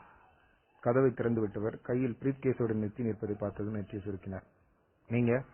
என் பேர் நித்தி. நீங்க தானே மிஸ்டர் ஜோதிராமன்? எஸ், உங்களை தான் பார்க்க வந்தேன். ஜோதிராமன் கதவை அடைத்த மாதிரி நின்று கொண்டு எங்கிருந்து வர்றீங்க என்றார். எரியோடு கிராமத்திலிருந்து வர்றேன். நித்தி சொன்னதுமே ஜோதிராமனின் முகம் சிவந்தது. எரியோடு கிராமத்திலிருந்து வர்றீங்களா? யார் அனுப்பிச்சாங்க? அதை கொஞ்சம் விவரமா சொல்லணும் டாக்டர். நீங்க இப்ப இருக்கிற அவசரத்துல அதை சொன்னா எடுபடாது. சரி, உள்ள வாங்க. அப்படி நாற்காலியில் உட்காருங்க. ஒரு 15 நிமிஷத்துல குளிச்சுட்டு வந்துடுறேன். ஜோதிராமன் நாற்காலியை காட்டி விட்டு உள்ளே போனார். ஜெயந்தி சேலையை சுற்றி கொண்டு எதிர்பட்டார். யாரது? பொன்னம்மாவா? இல்ல, நித்தின்னு பேர் சொல்லிக்கிட்டு எவனோ ஒருத்தன் உங்க கிராமத்திலிருந்து வந்திருக்கான். உங்க அப்பா சீரியஸா இருக்காரோ என்னவோ? அவர் என்னைக்குமே சீரியஸ் தான், ஆனா சாக மாட்டார். ஜோதிராமன் பீரோவை திறந்து டவலை எடுத்து போட்டபடி குளிக்க கிளம்பினார். நித்தி காத்திருந்தான். வரவேற்பறையில் உட்கார்ந்தபடியே அந்த பங்களாவின் விஸ்தீரணத்தை பார்வையால் அளக்க முயன்றான். ஒரு ஜன்னல் கம்பியின் டிசைனில் கூட மேல்நாட்டு மஸ்து தெரிந்தது. தொங்கும் திரைச்சீலைகள், கதவுகள், ஷெல்ஃபுகள் எல்லாமே அந்நிய வாசனையாய் இருந்தது. ட்ரெயின் மேல் இறைந்து கிடந்த புத்தகங்களில் 3/4 பங்கு அமெரிக்காவுக்கும் பிரான்சுக்கும் சொந்தமாயிருந்தன. 30 நிமிஷங்கள் கழித்து ஜோதிராமனும் ஜெயந்தியும் குளித்த புத்துணர்ச்சியோடு உடம்பு புறாவும் தெரிய நித்தி முன் உட்கார்ந்திருந்தார்கள். நித்தி புன்னகைத்தபடி நாற்காலியை நுணுக்கி நகர்ந்தான். இப்ப சொல்லுங்க, எரியோடு கிராமத்திலிருந்து என்ன விஷயமா வந்திருக்கீங்க? ஜோதிராமன் கேட்டார். நித்தி ஜெயந்தியையும் ஜோதிராமனையும் ஒரு சேர பார்த்தபடி சொன்னான். 2 நாளைக்கு முன்னாடி எரியோட்டில் இருக்கிற உங்க பங்களாவுக்கு போயிருந்தேன். ஸ்கூட்டரோட டயர் பஞ்சர் ஆகி மலையில மாட்டிக்கிட்டப்ப ஒதுங்கிறதுக்காக அந்த ராத்திரி நேரத்தில் அங்க போனேன். எங்க அப்பாவை பாத்தீங்களா? அம்மா சைக்கிளவன் ஏதாச்சும் சொல்லி அனுப்பினாச்சானா? அவங்க 2 பேருமே யாருமே எதையுமே சொல்லல. உங்க மதர் மல்லம்மா தான் சொன்னாங்க. ஜோதிராமனும் ஜெயந்தியும் அதிர்ந்தவர்களால் ஒருவர் பார்த்து கொண்டார்கள். அம்மாவை பாத்தீங்களா? உலகாதீங்க, அம்மா செத்து வருஷம் என்ன 5 ஆச்சு. அதே உங்க மதர் சொன்னாங்க. இப்ப நான் சொல்ல போற இந்த விஷயம் உங்கள் நம்ப முடியாத ஒன்னா இருக்கலாம். ஆனா அதுதான் உண்மை. அந்த பாழடைஞ்ச பங்களாவில் ஆவி ரூபத்துல உங்க மதர் மல்லம்மாவை பார்த்தேன். அவங்க தான் உங்களை பத்தி சொன்னாங்க. ஜோதிராமன் உதட்டில் கேலி புன்னகை நெளிந்தது. மேவாயை வலது கையில் தாங்கி போலி ஆர்வத்தோடு அப்புறம் என்றார். நித்தி அவருடைய கேலியை பொருட்படுத்தாமல் தொடர்ந்து பேச ஆரம்பித்தான். டாக்டர், உங்க மதர் என்கிட்ட ஒரு உண்மையை சொல்லி அனுப்பியிருக்காங்க. உங்களுக்கும் உங்க மனைவிக்கும் இன்னும் 1 மாசத்திலே ஏதோ உயிர் கண்டம் இருக்கிறதாகவும், இந்த செப்பு பட்டயத்தை உங்க பங்களாவை மாட்டிட்டா அந்த கண்டம் விலகி போயிடும்னு சொன்னாங்க. நித்தி சொல்லிக்கொண்டே பிரீத்கேஸை திறந்து அதன் செப்பு பட்டயத்தை எடுத்து டீப்பாவின் மேல் வைத்தான். முகம் மாற ஜோதிராமன் எழுந்து நின்றார். எத்தனை பேர் இந்த மாதிரி கிளம்பியிருக்கீங்க? டாக்டர், பாக்குறதுக்கு படிச்சவனாட்டம் இருக்கிற, எதுக்காக இந்த செப்பு பட்டய வியாபாரம் பண்ற? ஜோதிராமன் ஏக வசனத்துக்கு தாவினார். டாக்டர், என்ன முழுசுமா தெரிஞ்சுக்காம வந்துட்டேன். என் மதர் செத்து போனதையும் நான் வசதியா இருக்கிறதுன்னு தெரிஞ்சுக்கிட்டு எப்படி வித்த காட்டலான்னு வந்தியா? நான் கோபக்காரனா மாறுவதுக்கு முன்னாடி இந்த இடத்த காலி பண்ணிடு. சேதம் இல்லாம ஊர் போய் சேருவேன். அவசரப்பத்தி என்னை பத்தி தவறான வார்த்தை இப்படி வந்துடாதீங்க. நான் சொன்னதெல்லாம் வார்த்தைக்கு வார்த்தை நிஜம். நீங்க இப்படியெல்லாம் கோபப்பட்டு பேசுவீங்கன்னு சொன்னாங்க. உங்க 2 பேருக்கும் வரக்கூடிய அந்த உயிர் கண்டத்தை போக்குறதுக்காக அவங்களே எழுதி கொடுத்ததுதான் இந்த பட்டயம். பற்களை நடனத்தார் ஜோதிராமன். இந்த சாமி, பூதம், பேய், பிசாசு, பூஜை இதெல்லாம் எனக்கு கொஞ்சம் கூட நம்பிக்கை இல்லை. இந்த பங்களாவை பாத்தியா? இந்த இடத்துல மாட்டக்கூடிய படமா அது? டாக்டர், இந்த செப்பு பட்டயத்தை உங்க பங்களா வரவேற்பு நான் மாட்ட சொல்லல. உள்ளார எங்கேயாவது மாட்டினா கூட போதும். உங்க மதர் உங்க 2 பேரோட உயிரையும் காக்கிற விஷயமா இதை என்கிட்ட கொடுத்து எப்படியும் பங்களாவில் மாட்ட சொல்லியிருக்காங்க. நித்தி எரிச்சலோடு பார்த்தா ஜோதிராமன். இப்ப நீ வெளியே போக போறியா இல்லையா? எங்க மதர் பேரை சொல்லி சீட் பண்றதா இப்பவே என்ன போலீஸுக்கு தகவல் சொல்ல முடியும். இந்த நிலைமைக்கு போகிற அளவுக்கு என்ன இரிட்டேட் பண்ணாத. டாக்டர், இந்த 1 வருஷ காலத்தில் உங்க உயிருக்கும் உங்க மனைவி உயிருக்கும் எத்தனையோ தடவை ஆபத்து வந்திருக்காமே. உங்க மதர் சொன்னாங்க, வாஸ்தவமா? அதெல்லாம் இங்க அஜாக்கிரதையால வந்தது. ஜாக்கிரதையா இருந்துட்டா எந்த கண்டமும் வராது. நீ முதல்ல இந்த இடத்த காலி பண்ணு. மூர் மார்க்கெட்ல விற்க வேண்டிய சாமான எல்லாம் என்னோட தலையில கட்டலாம்னு வந்தியா? Quit the place. Doctor, please. No more words hereafter. Nithi தளர்வாய் எழுந்தான். நான் இந்த செப்பு பட்டயத்துக்காக 1 காசும் செலவு பண்ணல. அதே மாதிரி நீங்களும் எனக்கு 1 காசும் தர வேண்டியதில்லை டாக்டர். இந்த பட்டயத்தை வச்சுக்க சொல்லி நீ ₹1,00,000 கொடுத்தாலும் எனக்கு வேண்டாம். Go to hell. ஜோதிராமன் உள்ளே போனார். நித்தி பிரீஃப்கேஸை கையை எடுத்துக்கொண்டு அதுவரைக்கும் ஒன்றும் பேசாமல் உட்கார்ந்திருந்த ஜெயந்தியை ஏறிட்டான். ஜெயந்தி மெல்ல புன்னகைத்தாள். நித்தியிடம் மெல்லிய குரலில் கிசுகிசுத்தாள். நீங்க சொன்ன இந்த ஆவி, பட்டயம் இதெல்லாம் எனக்கும் நம்பிக்கை இல்லை தான். இதுல மட்டும் இல்ல, நம்ம நாட்டு 10ஆம் பசாலித்தனமான பழக்க வழக்கங்களை வெறுக்கிறவனா அவரும் அப்படித்தான். எல்லாமே வெளிநாட்டு சித்தாந்தம் தான். அவர் இந்த வீட்டு செப்பு பட்டயத்தெல்லாம் இந்த வீட்டுல சேர்த்துக்கவே மாட்டார். ஆனா அவங்க நல்லெண்ணத்துக்காக நான் இந்த பட்டயத்தை வாங்கிக்க போறேன். நித்தி திகைத்தான். டாக்டருக்கு தெரிஞ்சா? ஜெயந்தி சிரித்தார். குரலை வெகுவாய் தாழ்த்தி கொண்டு பேசினார். அவருக்கு தெரிகிற மாதிரி அவரோட பார்வையில் படுற மாதிரியா மாட்டி வைப்பேன். அவர் என்னைக்குமே ஸ்டோர் ரூம் பக்கம் வரவே மாட்டார். அந்த ரூம்ல மாட்டிக்க போறேன். ரொம்பவும் தேங்க்ஸ். பட்டயத்தை மறுபடியும் வெளியே எடுத்தான் நித்தி. ஜெயந்தி, இன்னும் என்ன அந்த ஆளோட அரட்டை? போக சொல்லிட்டு கதவை சாத்திட்டு வா. உள்ளே இருந்து ஜோதிராமன் உருமினார். இதோ வெளியே போயிட்டே இருக்கார் என்று சத்தமாய் கத்தியவள் நித்தியிடம் குடிந்து கீழே ஸ்தாயில் சொன்னார். அதோ அந்த மேஜைக்கு பின்னாடி இருக்கிற சந்தில அந்த பட்டயத்தை வச்சுட்டு போங்க. அவர் கிளினிக்கு போனதும் நான் ஸ்டோர் ரூமுக்கு கொண்டு போய் மாட்டிடுறேன். நித்தி செப்பு பட்டயத்தை அவசர அவசரமாக மேஜைக்கு சுவருக்கும் இடையே இருந்த இடைவெளியில் செருகிவிட்டு வெளியேறினான். வாசல் வரை வந்து கதவை சாத்திவிட்டு மறுபடியும் உள்ளே நுழைந்தாள் ஜெயந்தி. ஜோதிராமன் யாரோடவோ போனில் பேசிவிட்டு ரிசீவரை கீழே வைத்துக் கொண்டிருந்தார். போன்ல யாரு? நம்ம கிளினிக்ல இருந்து நர்ஸ் பாக்கியம் பேசினா. அந்த மில் ஓனர் சுந்தரவேலுக்கு வயிற்று வலியாம். ஜெயந்தி சிரித்தார். அந்த சுந்தரவேலுக்கு வயிற்று வலி வர்றதுக்காக 7-8 ஊசி போட்டுப்பீங்களா? இருக்கும். அதுக்கு மேலேயே இருக்கும். பாவி மனுஷனுக்கு வயிற்று சமாச்சாரம் பூராவும் சரியான கெட்டி. வலி வர்றதுக்கு சரியா 1 வாரம் ஆயிருக்கும். இனிமே அந்த வயிற்று வலிக்கு ஏதாவது ஒரு பேரை சொல்லி ஆபரேஷன் நடத்திட வேண்டியதான். வயிற்றுல சின்னதா ஒரு கீரல் போட்டு அதை மறுபடியும் தச்சு 2 மணி நேரம் ஆபரேஷன் ரூம்ல உட்கார்ந்து ஒரு புத்தகம் படிச்சுட்டு 2 மணி நேரம் கழிச்சு வெளியே வந்து ஆபரேஷன் சக்சஸ்ன்னு சொல்லி எக்கச்சக்கத்துக்கு பில் பண்ணி மெதுவா பேசு, எவனாவது வந்து வாசல் நின்றுட்டு இருக்க போறான். ஆமா, அந்த செப்பு பட்டையம் கொண்டு வந்த மைனர் பேர் வழி போயிட்டானா? அப்பவே நீங்க மிரட்டல அவன் ரொம்ப அலண்டுட்டான். ஆமாங்க, நிஜமாவே இந்த ஆவியெல்லாம் இருக்கா? ஜெயந்தி தன் அழகிய வெளிகளை மேலும் அகல விருத்தபடி கேட்டா. இருக்கே, ஆவி. சூடா காப்பியை கொண்டு வந்து வச்சா ஆவி வருமே. சொல்லிவிட்டு சிரித்தான் ஜோதிராமன். அவர் மேல் சாய்ந்து கொண்டு ஜெயந்தியும் சிரித்தார். அத்தியாயம் 8. ஆபீஸில் எல்லோருமே ஆச்சரியப்பட்டுக் கொண்டிருக்க நித்தி ஒவ்வொருவருடைய மேஜைக்கும் சென்று தன் கல்யாண அழைப்புதலை நீட்டினான். கூடவே கதம்பாவும் ஜோடியாக வந்தார். என்ன நித்தி, திடீர் கல்யாணம்? ஹிட்லர் பாஷ்யம் தன் சோடா புட்டி கண்ணாடியோட தன் விழிகளை விழித்தார். இது ஒன்னும் திடீர் கல்யாணம் இல்ல சார். நானும் கதம்பாவும் ஒரு வருஷமா ஒருத்தர் விரும்பிட்டு இருக்கோம். வீட்டுல கல்யாணத்துக்காக அவசரப்பட்டாங்க. 2 வீட்லயும் கலந்து பேசணும். சட்டுப்புட்டுன்னு ஒரு முடிவுக்கு வந்து கல்யாண தேதி நிச்சயம் பண்ணோம். நாளைக்கு தாலி கட்டினாலும் நான் கதம்பாவோட கழுத்துல தான் தாலி கட்ட போறேன். 40 வருஷம் கழிச்சாலும் கதம்பா கழுத்துல தான் தாலி கட்ட போறேன். Wish you happy married life. Thank you sir. நித்தியும் கதம்பாவும் அழைப்புதல்களை விநியோகித்து விட்டு ஆபீஸை விட்டு வெளியே வந்தார்கள். காலை 11 மணி வெயிலின் உக்கரத்தை அலட்சியப்படுத்தாமல் நடைபாதை ஓரமாய் நடந்தார்கள். நித்தி, நீங்க எல்லாருக்கிட்டையும் சொல்லி சமாளிச்ச மாதிரி என்கிட்ட சமாளிக்க முடியாது. கல்யாணத்துக்கு இப்ப என்ன அவசரம்? இன்னும் 2 வருஷம் காதலிச்சுட்டே இருப்போமே அப்படின்னு அடிக்கடி நீங்க சொல்லுவீங்க. ஆனா போன வாரம் நீங்க மெட்ராஸ்க்கு போயிட்டு வந்ததுமே நம்ம கல்யாணத்தை பத்தி பேச ஆரம்பிச்சிட்டீங்க. இப்போ தேதியும் முடிவு பண்ணி இன்விடேஷன் பிரிண்ட் பண்ணியாச்சு. நித்தி மெல்ல புன்னகைத்தான். அந்த ரெஸ்டாரண்ட்டுக்கு போய் பீச் மெல்பா சாப்பிடுவோமா கதம்பா? பேச்ச மாத்தாதீங்க நித்தி. இவ்வளவு சீக்கிரமா நம்ம கல்யாணம் பண்ணிக்கிறதுக்கு என்ன காரணம்? இப்ப நீங்க காரணத்தை சொல்லணும்னா நான் உங்க கூட வரப்போறது இல்ல. இப்படியே ரோட்டோரமா நின்னுக்க போறேன். சொன்னபடியே நின்று மட்டாள். நித்தி நின்று அவளை திரும்பி பார்த்தான். கல்யாணம் முடிஞ்சு நமக்கு ஃபர்ஸ்ட் நைட் வர்றப்போ உன்னோட மடியில தலையை வச்சுக்கிட்டு எல்லாமே சொல்றேன் கதம்பா. படம் பிடிக்காம வா. நோ, தலையாட்டி மறுத்தாள் கதம்பா. விஷயத்தை தெரிஞ்சுக்கலன்னா வரப்போற ராத்திரிகள்ல என்னால தூங்க முடியாது நித்தி. விஷயம் எதுவா இருந்தாலும் பரவாயில்ல, சொல்லுங்க நித்தி. நித்தி சில வினாடிகள் அவளையே பார்த்தான். பிடிவாத முகத்தில் அழுத்தமாய் ஏறியிருந்தது. விஷயத்தை தெரிந்து கொள்ளாமல் இடத்தை விட்டு நகரமாட்டல் போலிருந்தது. சரி வா, சொல்றேன். நடையை சந்தோஷமா பெயர்த்தாள் கதம்பா. உதட்டு சிரிப்பில் நெத்தியை வென்றுவிட்ட சந்தோஷம் தெரிந்தது. நான் இவ்வளவு சீக்கிரமா கல்யாணம் பண்ணிக்கிறதுக்கு காரணம் யார் தெரியுமா கதம்பா? சொன்னாதானே தெரியும். மல்லம்மா. கதம்பா முகம் சுருங்கினாள். மல்லம்மா? யார்? அன்னைக்கு எரியோடு கிராம பாலனத்து பங்களாவில் பார்த்தோமே அந்த அம்மாவா? அவளே தான். அந்த அம்மாவுக்கும் நீங்க சீக்கிரமா கல்யாணம் பண்ணிக்கிறதுக்கு என்ன சம்பந்தம்? நித்தி பாதையோரமா இருந்த ஒரு பூங்கொத்தை மரத்துக்கு கீழே ஒண்டினான். இப்படியே இல்லை கதம்பா, எல்லாமே சொல்றேன். அன்னைக்கு அந்த பங்களாவில் எனக்கு தூங்கிட்டு இருந்தப்பதான் அந்த அம்மா கூட கொஞ்ச நேரம் பேசிட்டு இருந்தேன். அந்த அம்மாவுக்கு பெண் குழந்தைங்க யாரும் இல்ல. பையன் மட்டும் மெட்ராஸ்ல இருக்காராம். பையனுக்கும் அந்த அம்மாவுக்கும் எந்த விதமான ஒட்டுதலும் இல்லையா. ரொம்பவும் மனசு வெறுத்து பேசினாங்க. நித்தி பேச்சை நிறுத்தினான். விஷயத்துக்கு வாங்க என்றாள் கதம்பா. இதோ வந்துட்டேன். மல்லம்மாவுக்கு உன்னை பார்த்ததுமே ஒரு பிடிப்பு. எனக்கு ஒரு பொண்ணு இருந்தா இவ வயசுல இருப்பா. ஒரு பொண்ணு பிறக்குங்கிற ஆசையில எவ்வளவோ நகை பண்ணி வச்சேன். ஆனா என்னோட ஆசை நிராசையா போயிடுச்சுன்னு பெருமிச்சு விட்டாங்க. திடீர்னு நித்தி, இந்த பெண்ணை கல்யாணம் பண்ணிட்டு என்னோட ஆசீர்வாதத்துக்காக இங்க வா. நான் அவளை மகளா பாவிச்சு தாய் வீட்டு சிதனமா 300 பவுன் நகை தரேன். எல்லாமே நான் சேர்த்து வச்ச நகை. என் மகனுக்கு கொடுக்க எனக்கு இஷ்டம் இல்லைன்னு சொன்னான். கதம்பாவின் வழிகளில் சோம்பல் முறிந்தது. முகம் சோடியம் வெப்பர் விளக்கால் பிரகாசித்தது. நிஜமாவா நித்தி? இது நிஜம் இல்லைன்னா நான் எதுக்காக கல்யாணத்துக்கு அவசரப்படுறேன்? 300 பவுனா? அட்டேங்க அப்பா. கதம்பா, இந்த விஷயத்தை தப்பி தவறி கூட வெளியே யார்ட்டையும் சொல்லிடாத. நகைப்புறாவும் கைக்கு வந்ததும் முதல் காரியமா உருக்கிடணும். அப்பதான் பின்னாடி எந்த ஒம்பும் வராது. நாம எப்ப போறோம் நித்தி? கல்யாணம் முடிஞ்ச மறுநாளே. வெளியூர்ல ஏதோ ஒரு கோயில் பேரை சொல்லி அங்க போற எல்லாத்தையும் நம்ப வச்சுட்டு நம்ம எரியோடு கிராமத்துக்கு போயிடலாம்.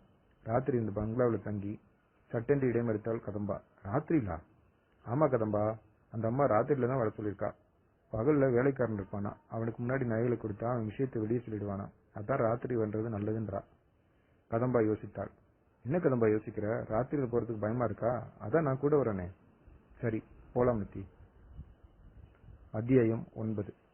எரியோடு பஞ்சாயத்து யூனியன் உங்களை மகிழ்வோடு வரவேற்கிறது. மெலிதான இருட்டில் பேர் பலகை தெரிய ஸ்கூட்டரின் வேகத்தை குறைத்தான் நித்தி.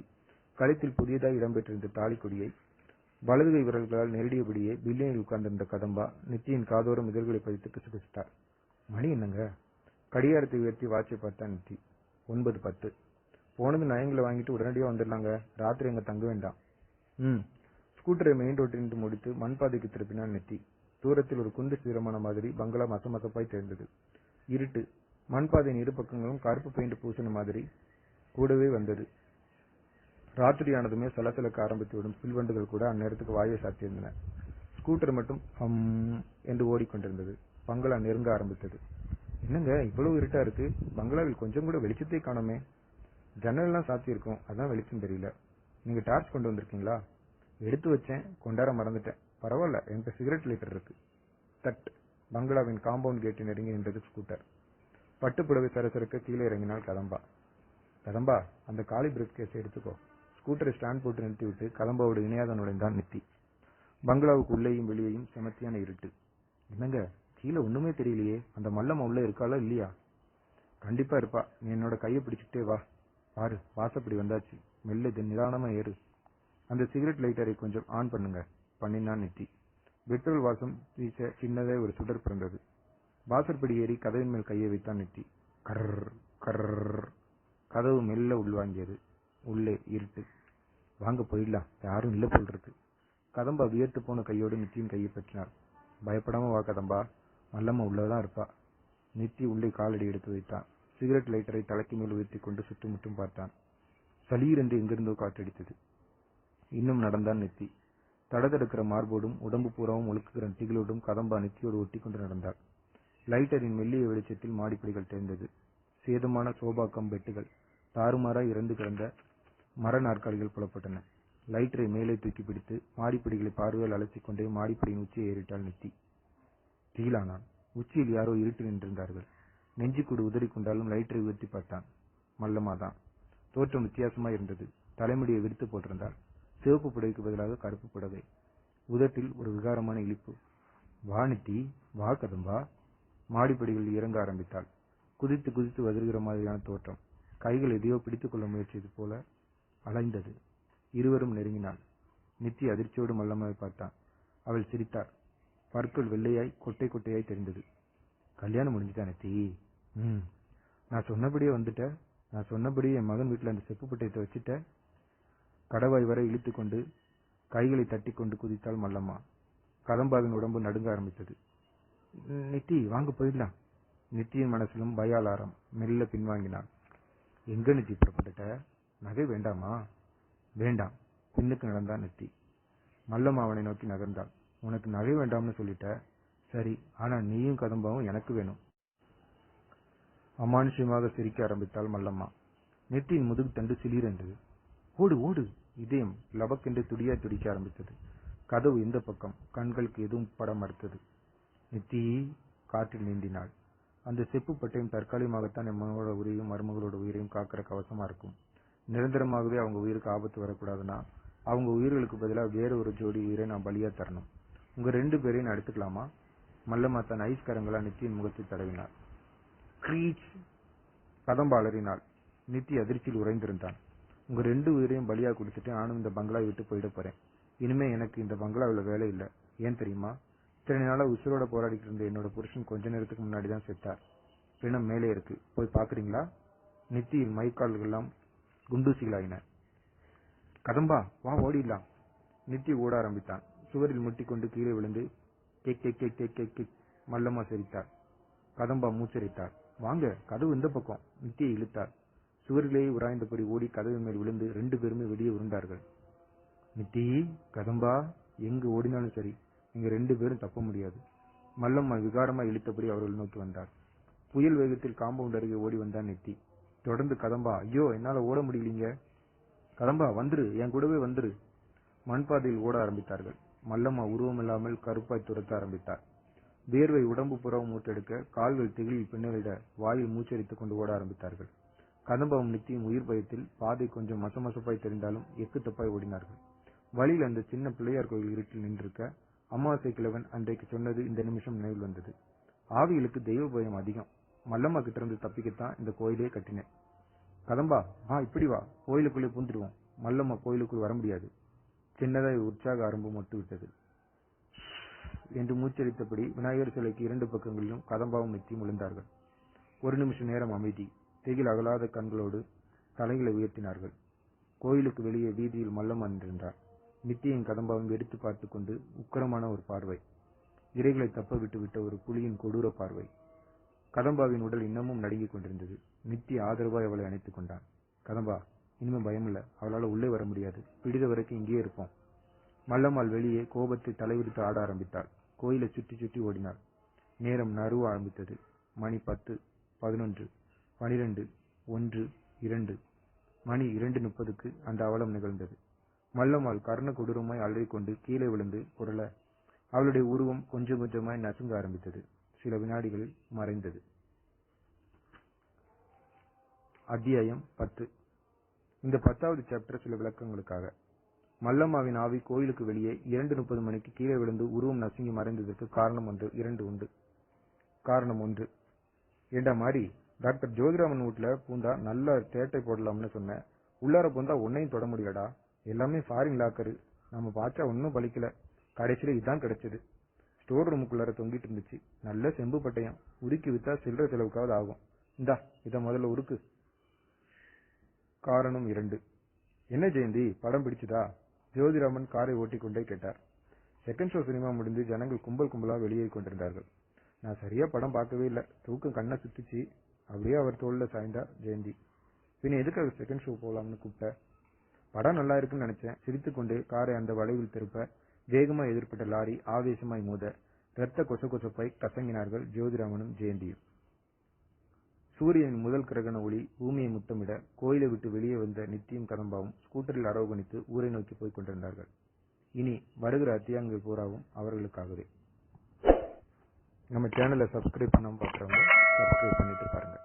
இத்துடன் இந்த கதை நிறைவு பெற்றது. நன்றி.